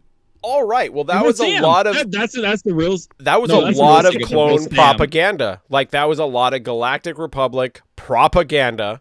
And I'm here to say Cloud Mentality, Cloud City, whatever, drinking IPAs. That's the brand. And I'm here to play Mandalorians, jetpack onto cool shit, shoot clones to death. Masters. Ripples. I will also say, Dizzard already kind of like dove into this a little bit, but I was just playing an intro event at Mock's boarding house in Bellevue, giving away like the new like promo cards from AMG. Like they're already releasing cool support for the game, and so just like coming out and playing, we got cool foil cards for the core set characters. And I had made new terrain that was based on the Super Commandos, and so I played Darth Maul on the Super Commandos, and then I wanted to try the Mother Talzin box, which is the Night Sister Witches from the Clone Wars cartoon that Dizzard has been talking about this whole fucking episode that probably confuses half of the people anyway. But she was so much fun. She's like the polar opposite to Vader, where Vader's like, I murder everything, and Mother Talzin's like, I punish you for murdering my stuff. It was so much fun. It was a blast. And I love that we're a few months into the game and we have these cool, like, non-frontline movie characters that are super interesting and super fun. And there's this, like, here's this cool witch who plays around with the dark side, and I've already got her. And so I'm just super hype on it. And I really try to be the person on the cast who plays a little bit of everything. I know Mandalorians are my brand, and I love the Mandalorians, and I play them probably still a little bit more than everything else, but safe place. I generally try to play everything and focus on release stuff. And guys, boo. and I love that. I love this Anakin. team. Can I just give a shout out to the Rogue support team? I love that we've got like the Darth Maul enthusiast, the Obi-Wan enthusiast, and then I try to play a little bit of everything and remind you guys that Mandalorians are better than everything else. I think we've got a cool, fun squad here. I don't think it's false. I think we are a cool squad. That part's true. Absolutely. The Mandalorians being better, it's like all better true. Objectively better than clones. Not true. Objectively better. On objectives, not on objectives. Doesn't matter. Better. Not sure. Not sure about that. Ooh. I see that Dizzard's over there sticking to his guns. That was a team effort. Sticking to his guns? Showing stickers to also, the chat that no one can see when they listen to the Audible version? I would just say, I would implore you to try Mother Vader because it's stupid. Oh, I'm gonna try that shit. We're gonna Mother Vader up in this bitch. It's gonna be fun. Like Mother Vader is freaking awesome. I'm excited for my premiere team. I get to have like fighting my way out of the arena in Attack of the Clones now. Yeah, because that's actually pretty cool. I get Padme. I don't Anakin hate that. And okay, Mace and Obi-Wan. Are we ready for addressing the council, closing out the episode? Is it that time? Are we good to go? We didn't do stories. Do you have any stories you wanted to share? You said you had a story. Right, but my addressing the council is about stories, so it works out. Fair enough. I can accept that. What is your favorite Shatterpoint moment, Sam? Boom. Um, Address the council. when my Vader went to try and throw his lightsaber at Obi-Wan, and Obi-Wan told him no, and so then he threw his lightsaber at Rex and wounded him instead. Obi-Wan's like, no, you can't throw your lightsaber at me. And Rex is like, oh, fuck. It was awesome. Like, all I wanted to do was throw my lightsaber at Obi-Wan, and Obi-Wan was like, "No, not in the face." And I was like, "Well, I guess there's this like Rex Dizzard? over there that I can also hit." Is I might that have to send this And- one to you. is that the Might most as well. adorable chibi boss? That's I might fucking actually have to send this one to amazing. you. I want it like really badly. Honestly, my if you ever have loins. one of the Bosk on the phone X-wing promos, I feel like that was from like the Seattle X-wing Open. Did you ever play X-wing? Because that's an amazing card. It's a picture of Bosk that he looks like he's like on the phone. He's just like holding a horn or something close to his face, but he literally looks like he's on the phone, and he has these like holograms of things that he's killed behind him, and it looks like he's just like on the phone, like yeah, just like killed another thing, because he looks kind of depressed, like I don't know what to do with my life. Oh man. Okay. Dizzard, what's I'll your favorite I'll do my moment?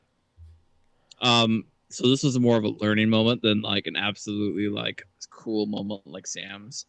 But I was playing a game the other day, and I was like, I'm gonna put Mother in her wrath side because that way I can activate manipulating hand off of her identity, which I'm a dumbass because you can't actually do that. And I would have actually won the game if I kept her on the Great Mother side because she has 2 shoves that she would have hit because she only got 2 successes. And she would have won the game. Anyways, moral of the story is Mother's fucking awesome, and like her Great Mother side is where you want to leave her at when she finishes her turn, because triggering her identity and getting 2 shoves on 2 when her expertise is like insane, like you're probably gonna get 2 successes on 5 dice, which is good, like really good. And with Mother, it's actually very reliable. Which means double shove, which means that she's getting a dash and 2 shoves plus 2 follow-ups, which could just win you the game. So yeah, that's been my favorite moment of the game so far, mostly because it's against a great opponent. Ben, we all love Ben. Ben. And man, I just like every moment with Mother when I get to trigger her identity, it's just so much fun. Like I love her identity where people just don't see it coming. Like it's one of the like it's not a gotcha, but it's a gotcha, and it's so much fun to be like, yeah, Mother's going to dash and then hit like you, the and then you're gotchas, just like, the oh, bully. well. My goodness. I mean, it's a gotcha. It's not a gotcha. It's on her card. How is it a gotcha? But it's like you just said like it was it's straight. a gotcha. You're like it's I kind said of it's a gotcha, but not really a gotcha. it's not really a gotcha. I guess, but also I guess gotcha. for like for like super fun moments though is anytime I'm playing Maul and I kill Obi-Wan. That always feels good. Yeah. I'll bet it does. How often does that happen though? Every time. Never.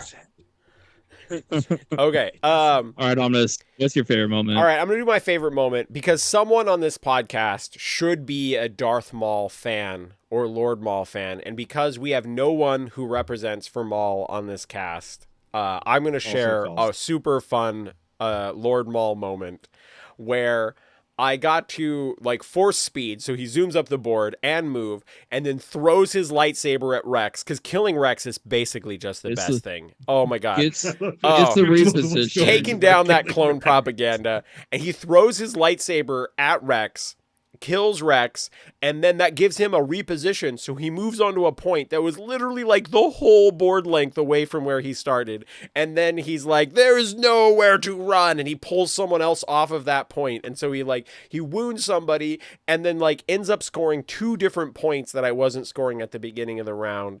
It was just glorious Darth Maul stuff. And so, and like one of the best parts about that is that I started this off worrying that Darth Maul was underpowered and that maybe he was one of the weaker characters. And then, like, as I learned to down. play him, this game is just hard to evaluate on its core. Like, you can't just read a card and know how good something is. You kind of have to play it. And I love that. I love exploring the characters. And we didn't have anyone on the show who likes Darth Maul. And so I'm really happy Wow. to bring you guys a I cool told you Darth about Maul that play story. so many times. Yeah. I told you Maul's best play is free move, a move, pull somebody else off randomly, and then kill somebody else for a 4 VP. Okay, I'm pretty sure that was because he is one of Amon the from OLL there that said that to us. I don't think that was I said you. it. You I don't. said it first. You don't like I Darth said it Maul. first. Like, I I'm pretty said sure it first. Sam likes Darth Maul more than you. You don't. Wow. You're. But to be fair, Maul, for anybody curious, Maul is one of the few characters in the game who can impact a 4 VP swing on his turn. He's like there's very few characters that can do this on their turn actively, and Maul can Diz, do it. thank you Very for supporting reliably, my too. love of Darth Maul and supporting me on this You're show. right, I feel really supported God. by you right now, even though Where's- you don't like Where's Darth my Maul. where's my Wild Omnis gaslights where's us my- in a different direction. where's my horny bros at? You know. Yeah. You know, well, it's like I No, like the There's a lot Mando. I wanna here, say- though. He leads the Mandos in some situations. So like Yeah. Darth Maul, he's Mando adjacent. So I'm good with him, you know? I can't wait till we get some sort of scoundrel mechanic to like really open up Maul more. Or actually, in all reality, let's be honest at this point. I want 'Cause at this Shadow point, you're bringing, Collective. like, Yes. you're bringing Bane or you're bringing Maul. Like, because like Cad no, Bane give didn't me bring Shadow anything for Collective. Scoundrels. So now you got to like make that decision because you didn't get anything to tie them bring together. both. All right. Bring both. I mean, go Bring for it. both. But, like, you're Are not we getting wrapping up the anything episode? over there. We've gotten your love of Cad, we've gotten Sam's love of clones, Wow. my love of Maul. Mine was So we Mother. really- Mine was we Mother. Love really- of clones sounds so much like worse than like I'm an Yeah. Obi-Wan Kenobi. They cloned aficionado. Tyrone and you loved it. That's Wow. All right, I got something I want to say here real Okay. quick. I got something I No, want they to say. cloned Tamira Morrison. Thank you very much. All right. So They cloned Finn. to Trump Omnis here, Maul does give very, very memorable moments of the game, and everybody should play Maul at least once, probably twice, and then 3 times. But you brought up a good point when you were telling your story of reading cards and evaluating cards is extremely hard to do in this game. You have to have multiple reps with a character to truly even like feel like you can play that character well, and then even more. Like I have played so many games with Maul and so many games with Mother, and like the more I play, the more I'm like, wow, I could have done this. Like the reps unlock stuff with this I game. don't It is understand how to play insane. this game without Obi-Wan Kenobi. General Kenobi on the table. I literally do You not could know play how Grand to play Inquisitor this 10 game times and you without still don't know how to play him well. Because That's fair. he's bad. No, don't That's say fair. that. He's not. I mean, bad. he's not He wrong. is- He's not wrong. Okay, he's only bad compared No, to Darth Maul. Grand Inquisitor. Can we agree on that? Because I'm the Darth Maul guy. I mean, He's you're bad literally compared to taking a everybody. top tier character. So like when we say these kind of things, to the Maul people is who are an still S listening and maybe plus. don't have. Hey, would Grand you not Inquisitor's interrupt an Sam, F. Dizzard? Sam is talking. All right, Jeez. I had to You've say got a it. character like Maul. He's in the core set. He is quite literally one of a small handful of models in the game that can affect multiple models during their turn. Affecting multiple models is a huge thing. So if you stuck around for like all this like noob stuff and you're the noob and you're like, yeah, all right, I'm going to listen to these guys and I'm going to like check this out. Here it is. A model that can affect multiple other models during their activation has a tremendous advantage over models that can't, because you can affect scoring on multiple points. So when Dizzard said something like, Maul's one of the only characters that got 4 victory points, right? Like, well, it's legitimate because he can affect multiple models during his activation. And a lot of models can't. You got like him, Barris, and Asajj, and that's like basically it. Otherwise, you're engaging with a single model on your activation. Well, there's Django. Also, Just Kalani simple could that. impact 5. He's forgettable. Yeah. Kalani is like, that's like next level. That's like throwing like trying to understand everything that Kalani can do during a Kalani activation is nuts. Because if you can get like what 4 or 5 steps on that tree, you're We just like, yeah, let's just do it again. we don't You know, even like, it's understand just- everything that Kalani can do. We've No, been playing this game for like, months. Kalani's We nuts. barely Who's- understand it. Who's Kalani? We just trust people who activate that droid, and they're like, he does everything. And we're like, I just believe you because it's Kalani and he's a super Sounds right. tactical droid. Sounds He right. probably I don't know should where do I was everything. going with any of this, but like basically, if you can affect multiple models on your activation, that's a big deal. Kalani is in a different level because Kalani can do things where like he's gonna like activate another model who might be able to affect multiple models on their activation, which is just like skews all of the math completely. That's Kalani's a 5 squad point. The main takeaway from secondary what unit, Sam said is and that he likes 5 Darth points. Maul, and I like Darth Maul, and so even though Who Dizzard likes Darth Maul? doesn't, Sam and I will represent Maul's for in the Darth core Maul set. on the podcast. And that's not true. That's patently false. Dizzard is the champion of Darth Maul, and anyone who says otherwise is gaslighting themselves. So I'm not gonna say that like you can't play Darth Maul if you're Wow. not Dizzard, right? Like that's like too extreme. But like, dude's literally been on the guy since like before the game was released, and he has been the champion of Lord Maul this entire time, just being like, "Hey, this guy's great." And I've literally watched the entire community be like, "Nope, nope, nope, nope, maybe, nope, maybe." Oh, holy crap! Actually, Dizzard was right this whole time, and Darth Maul like might be like one of the the one best time characters in the game. Dizzard's right is Shatterpoint with Maul. Hey, like, so, like the even a one busted time. clock is right twice a day. Okay, so don't get too full of yourself. You committed right. to a point and you got it. Good on you. Once. All right. With that, Sam, go ahead and close us out. Oh, actually, first of all, Dion says, thanks for answering my questions tonight. Man, anytime. We love answering questions. We love interacting with the chat. That's why we do it. If you want to catch us Amen. live, we are here every other Sunday for Shatterpoint Rogue Support, 8:30 usually. Tonight was a special Typically. episode because Nova coming up. Catch But us in Sam, 2 go weeks. ahead and close us out. All right, so the closeout this week is pretty simple. I said this on like this will be the 3rd time I've said this for the closeout, but like remember your triggers. That's huge. Right? So this is like we're going back to our roots here. So like here it is. Remember your triggers. They're huge. Also, Mace Windu is amazing, and this party's over. I'm gonna have Omnis give us a Come real closeout on! because that That was was- not that was a real it. It was- closeout. You did not say the most Star Wars thing you could do. No, I didn't have to. Why do I have to do that? That's Omnis's thing. I just gave a That's the closeout. closeout thing. That's the Why closeout does it thing. have to be? All right, the most Star Wars thing you can do is this party's over. I mean, you could deliver that better, though, I feel like. You'd be like, the You think I most could? Star You think Wars I- thing you could you do go- is look down at your opponent, grip your lightsaber tightly, and remind them, this party's over. It's music.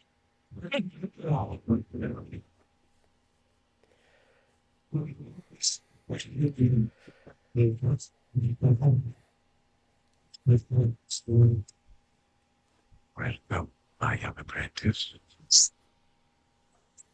Stretch out with your feelings. I can bring you in warm, or I can bring you in cold.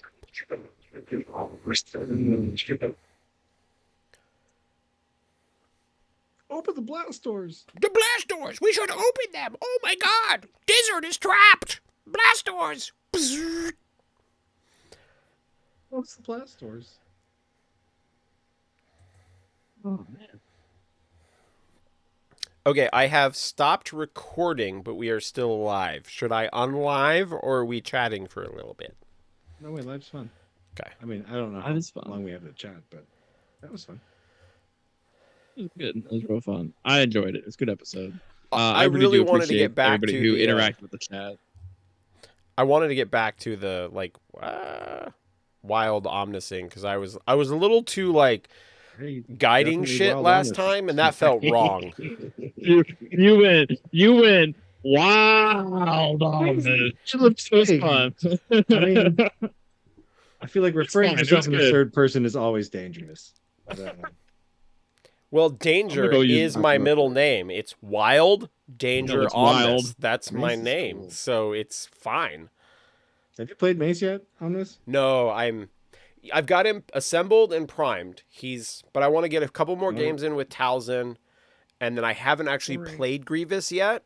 Well, that's fair. But I'm have no gonna interest in probably playing jump like Grievous. Mace is. I do want to try him, and I really want to try like Annie Mace and see how it goes. And I think Anime says like probably Crazy Legs. I just Yeah. don't want to do it. It's Yeah. not like that's not where I'm at right now. I mean, I do think I need to Obi move away Mace from is Anakin. like the most like defensive team in the game. And I think that's really cool. Like defense wins championships. Sports reference. Ho ho, sports peach. Woohoo. Ba ba ba ba It's bow. fun. Like they it the defense and the movement is just nutty because you've got like Mace's like bubble, and then by bringing the commandos under Obi, you have like this other unit that's doing stuff, and like everyone has movement. Hans, Rex, Obi-Wan, Mace, like both of the clones, and you don't spend your force on anything. So it's after being like, I have to save 6 force for Anakin for like 3 months. Well, I really like that. Oh, it probably makes you feel amazing. I really like that Obi yeah. helps like, oh, I push Mace so that he's not engaged with people, so he doesn't give his cool like benefit to fucking everybody. But you're playing with Obi-Wan, so he's like, also- I guess I'll just drop this hunker and move back into engagement so that everyone still gets this cool benefit. Ah, Mace. Still yeah. good. Fuck you, motherfuckers. Purple lightsaber. Give him a wallet that says BAMF on it. Dude, Mace has a wallet that says bad motherfucker. That ass motherfucker, to be clear here. No, I'm pretty sure the wallet is bad motherfucker, not badass motherfucker. No, it's bad. It's bad motherfucker. Yeah, it's bad motherfucker. No, it's bad motherfucker. I learned this when I tried to find the GIF. I'm like, oh, his wallet actually says bad motherfucker. That's why I was having so much Yeah. problems, is because I was looking up badass motherfucker. Wow. But The things I remember wrong, it just always like never cease to amaze me. Mandela effects, man. well, we always Yeah. get the Vader thing wrong, right? Like everyone says the Vader line wrong. Whatever you think it is, where it is like, Luke, All too I am your father. Like that's not what he actually says. What did you say again? I forget what it is. It's something like, I am your father. No, I'm pretty sure it's like. I don't even think it says he's his father. God damn. What is? Your father.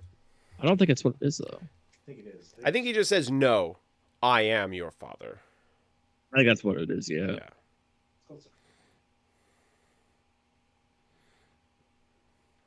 Are we doing a bonus episode this week? Up to you. We got nothing for a bonus episode. For what it's worth. But We did do a bonus episode last week, right? We did do one? Yeah, we did one last week. this is just an extra episode anyway. Yeah. Yeah, I mean I'm cool. Like we can hang out and chat for a little bit, but yeah, that was fun. I think we got a lot of like the fun of the interaction between all of us, and I think it's funny, but still just like a good intro episode. And if people listen to it, I feel like they get a good idea of like what we're like. And so hopefully they're like, if they want to get into Shatterpoint more, and they'd be like, oh, these guys are actually pretty fun. I've been trying to like pimp the cast a little bit. What are you lying about? Anakin's not painted. Oh, yes.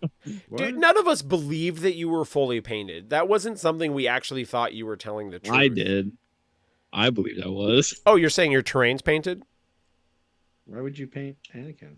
Well, Oh, that's what I thought. Not fully fucking painted. My terrain's fully terrain painted. doesn't count. All the terrain You don't I have own for this terrain. game is painted. Exactly. You don't have any. I believe So you got Sam. rid of it. Sam wouldn't lie to me. Sam's legit. Sam doesn't have any terrain. for the I game. know. That's the joke. That's good Thanks too. for pointing it out, Dizzy Diz. Because nobody, like, you don't have to have all the terrain in this game. Like, Yeah. for people who are still watching, like, you can just be a player, enjoy it. Someone's gonna have terrain. Like, we can't all just be players, but like, AMG makes it really easy to have terrain for this game. And at some point, Okay, so- I bet you're gonna be inspired. And Oh, you it says should- you no. should. I am your father. That's what it is.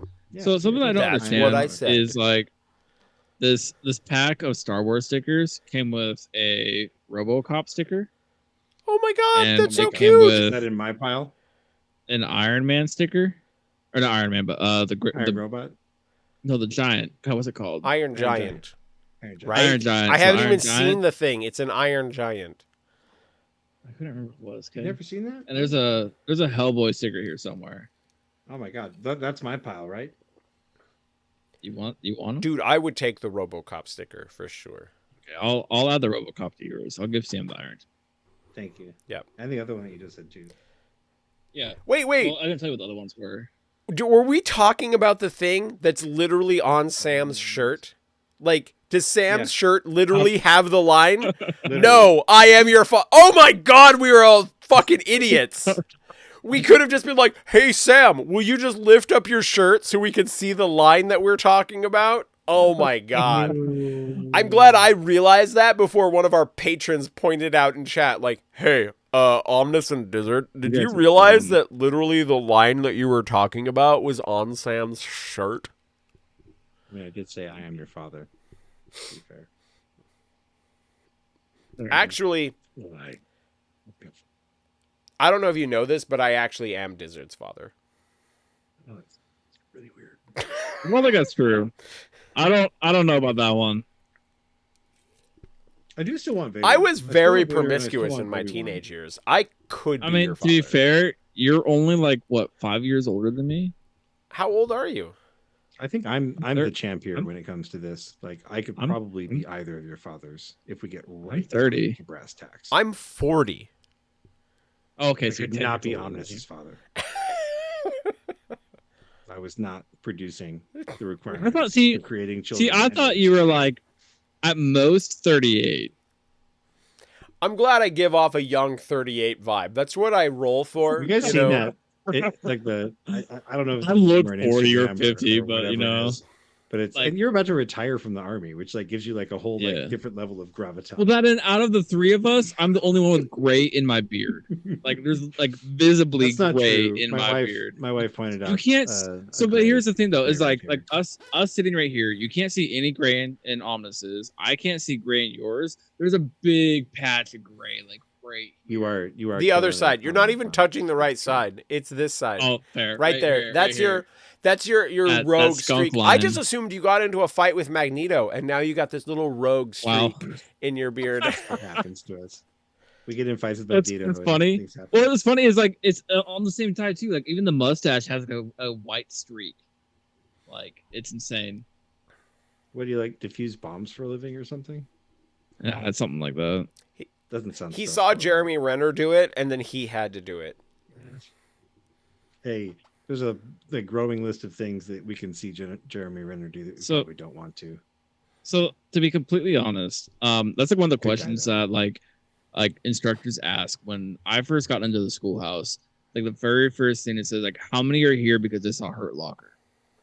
Oh, And then now that I'm an instructor, that's You're one of like- the first things I ask is I'm like, why do you want to be EOD? And most of the time it's because, oh, I'm getting the $70,000 signing bonus. And I'm like, well, fuck Yeah. you. Because I did not get $70,000 for signing up for EOD. you got a better deal than me, soldier. Yeah. Strikes midnight. Dizzard just makes you feel old. Wow. Wow. Wow. That's true. That is true. Harsh. I have kids. They make me feel young again. I had to watch a video that was about like children's slang, and I had to look up so many things that they said. I was Oh like, my god. do you know what, like, okay, do you guys know what it means when someone says on God? Yes. Yes. 'Kay. Okay. So What I do you had a think it class means? come through months ago. It means it's like no lie. That's what it means. It's like no lie. Okay, Swear that's to what God. facts means. Like, on God is like saying, I swear to God. It's like, Yeah. Yeah. It's literally swearing. Like, Yeah. like my generation, like we still have. Means like, they're a this thing where dumbass. We're like, we can't. We're like, we can't say, we can't actually swear to God because our parents were like super religious, and so they were like, hey, like, you can't take the Lord's name in vain, right? So like, you can't swear to God. And now kids today are just like, yeah, whatever. Like my parents, like grandma's religious, but like my parents weren't. And so then like they're just like on God. Golly. Yeah, okay, it's- Dizzard, do you know what it means when someone says that they have Riz or that you have Riz. Wow, no. That one I haven't heard. That one I haven't. It's short for charisma. It's like saying that you have charisma. No. It's like you're No. like Fly, that you're No. like that's a thing that the kids are saying, is that you have Riz. Like, is when you're like look cool and talk cool, you've got Riz. So I like a lot of my students are like I just can't with you. like lower 20s. Like some of them are fresh out of high school. And I had a class a couple of months ago and they were like no cap, no cap. I'm like, what the fuck are you saying? And I was like, what does no cap mean? And they're like, it means like I'm not lying. Like it's the truth. Like no cap. Like I don't have. And I was like, what does that even mean? Like no cap. And they explained it to me. And it's like, well, it's like when you have grills, they call grills caps. So it's like no cap is like it's true. It's because it's not no grills. And I'm like, this is the stupidest shit I've ever heard. Like, why don't you just say like to be honest, or I'm not lying. Like, but no cap. Another one was no kizzy. Another one I've heard the on God one. God, there was another one that I was just like, this is the most idiotic thing I've ever heard. When people say check my fit, I'm like what is wrong with you? Like check my fit? Like, are we that like self-absorbed that we need people to approve our outfit when I'm wearing fucking sweatpants and a hoodie? I mean, it depends What, on whether drip? you've got like cool sweatpants and You a dripping hoodie, there? or is it Is like that- gross, you dripping with grungy sweatpants? Is that- sweatpants with holes in them? And you're I mean, like, does it fucking you're wearing sweatpants and a hoodie? Like, you are not going. I don't fucking know. I Spencer think Midnight's Sam news was could saying look this for a cool in while. sweatpants and a hoodie. He could pull it off. He's All you have to Sam be is a has the rock star. most. Sam has the Sam's most got dad Riz, is vibes what I'm out of saying. all of He's us. got You Riz. just gotta have some Riz, and you're good Yeah. to go. Yeah. You gotta have some Riz. God, what was the other one though? Like, it blew my mind, and I was like, "This is the stupidest shit ever." This primer is Like, amazing. God, because like it was like the no cap. Primer. No cap blew my mind. What was The no Proacro, cap I love the again? Proacro I stuff. know I looked that one up, and So no cap is like no lie. Yeah, like yeah, it's like it's like it's as true as it could be, because the whole thing comes behind like grills and like fake teeth. So they say no cap because they call, I guess, grills caps now. And I'm that's just like, more man, than I knew. yeah, like I'm- they broke it down I'm for glad me. And I was that like, you guys other are fucking adults idiots. feel like this when we talk about miniatures games around them. Like, when we start talking about like yeah. IPs and like dice curves. Oh, do you play a and skirmish game or like an army game? Yeah. Yeah. Is it Yeah. IP? Is it IP? What IP is it? Yeah. Oh no, it's its own IP. Okay, Oh. that's Order neat. deck? Do you know what an order deck is? Oh, you don't know what an order deck is. You got an expertise tree? What? Bless you. Like what?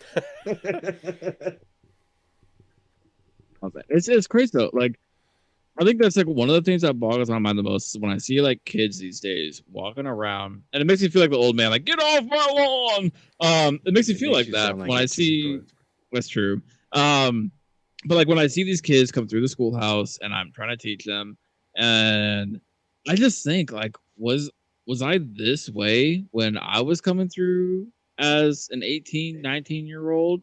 Was I this way when I was 15 years old? And I think back at it, I'm like, no, that's not how I was. Like, like and it just makes you wonder, like, what's different. And it really is like social media and the availability of electronics to everybody in YouTube. I think that's like one of the biggest, like, probably downfalls of American society, or just society in general, is just technology and what people watch on YouTube and this TikTok and shit. Because ever Man, this like, got real deep. This got real it's got deep. so deep. So sometimes I drive around town and I try to get myself lost, and then I turn on Google Maps. So like I live in a place where I haven't lived for my whole life, so there's like Yeah. all sorts of roads like all over everywhere that I haven't been on. And so sometimes I'll just be like, I'm just gonna drive for a minute, and I'm gonna try to go somewhere. Is that because you need a break So- from your kids? No, usually I have my kids in the car. Oh, trying to put him to sleep. Okay, got it. No. We're trying to put him to sleep. We're giving mom a break from him. Oh, Respect. We're continuing the tradition keep of mom Sunday keep drives, mom healthy. I get right? it. Sunday or Saturday drives, and then on top of that, like, um, I grew up in a place where I lived for like my whole life, right? Like until I moved away from there, like that's where I lived, and Yeah. so coming to a place now where like I moved here like 3 years ago, I don't know how to get from point A to point B. I know a route to get from point A to point B. I don't know all the routes. And so I want to get better at that. Yeah. And usually with the kids, we'll talk about it. We'll be like, hey, so like, where are we going? What are we doing? All right, let's try to get there from here. And sometimes like it's just fun because they're like my randomization effect. So I'd be like, should we go left or right here?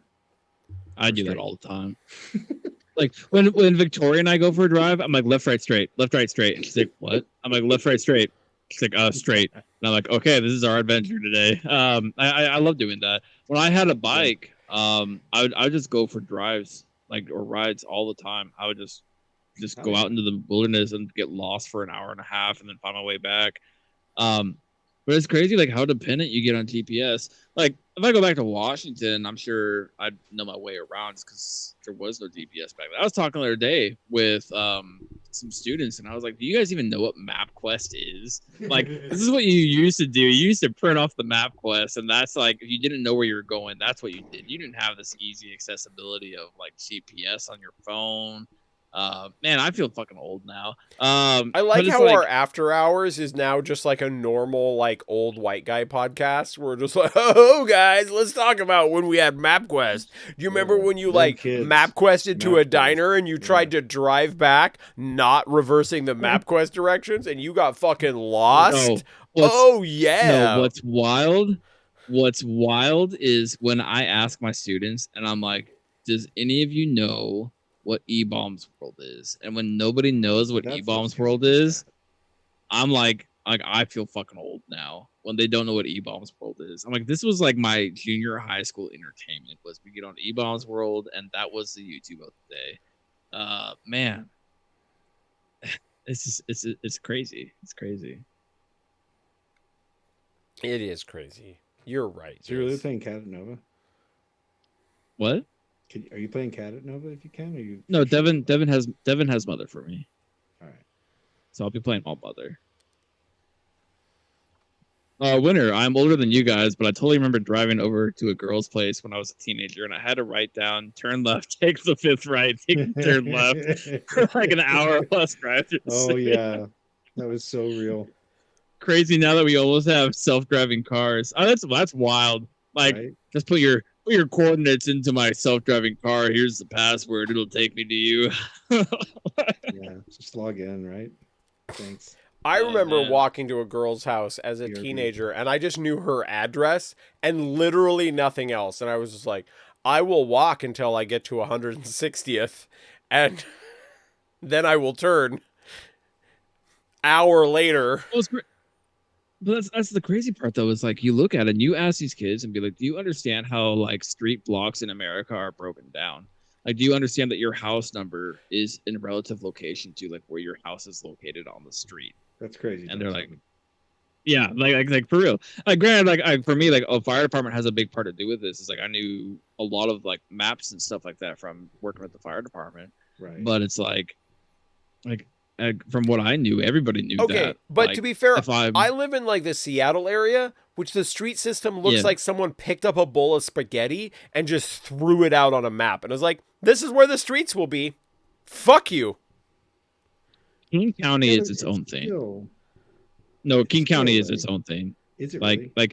yeah, no, King County is its own thing. King County said, "Fuck the normal American system. We're gonna do our own thing." And all of these street names are street names, and nothing actually makes sense. We're gonna go from A Street to J Street, and next thing you know, you're on Martin Luther King Way. I Like don't even mean that. I nothing. just mean like 100. King County literally hates the post office. Like, they are like, fuck you and anyone who has to deliver or drive anywhere. Mhm. Wow. That's And then traffic on top of it because you're driving through fucking. Yeah, and it's not Seattle. like you can it's- get anywhere because everything has cars. Yeah. But So, like, on from that where I note, grew Dizzard, up- you should move back to the Pacific Northwest because it's like a really good time and you would So- like it. Currently, we're looking at once I get like the hey, you're out type of thing. We're gonna go back to Washington for probably the winter, and then Nice. move to Florida after that. So I'll be out there for a couple months at least. You're gonna come up here for like a couple shitty months, and then go. Basically, yeah. Maybe. So you're basically. saying I have to like see you while you're up here for the shitty months, and then convince you to stay. Okay. Yeah. Yeah. All right. Well, Cool. I'm trying Got to it. start college in like January, February. So unless I can get into, if I can get into DigiPen, which would be sick, but I don't think I could get into DigiPen. So, I'm trying to go to DigiPen is like one of the most prestigious, like I gotta say prestigious, but it's like it's actually a really well known like tech school. It's kind of just like Nintendo school is like basically Yeah. what it is. It's literally just part of Nintendo. It's on the Nintendo campus. Yeah. It's But it's actually Nintendo like school. it's hard to get into. Yeah, but it's It's legit. actually really like, hard to get into. Sure. All right, boys. Well, then, are we wrapping up? Is it time to call it a day? I think and end we're the wrapping stream? up. All right, you guys have been I do podcasting think for a so. long ass time, so respect. You're not wrong. Yeah. uh, I had fun tuning in and trolling you guys in your own chat for your stream. Thanks. I mean, what's crazy is like we had like almost 12 people at one point in there, which was exciting. Yeah. So What's really nice is like officially not a Marvel Crisis Protocol podcast. We were the most Marvel Crisis Protocol podcast we've been in a very long time. you're not wrong. Yeah. Victoria said, I'm not gonna lie, I think the Florida school looks more fun. I do too. It's like straight up in Orlando. Like I can't really argue with that. Like it's like 20 minutes from fucking Disney. Like Hey, well, happy life, happy Yeah. wife, happy life, right? So All right. Well, everyone who Yes, hung thank out in the chat, awesome. Thank you Thank so you. much. Winter, you were a blast. Strikes midnight. Even though Dizzer doesn't appreciate Have you to be enough, here. we appreciate you. wow. Wow. I appreciate the hit you took for the team by not playing games and having fun while we did this. Yeah. That means a lot to Dizzard. All right. I'm going to end the stream. Later, everybody. All You've right. been awesome. Bye, guys. Catch you guys. Bye.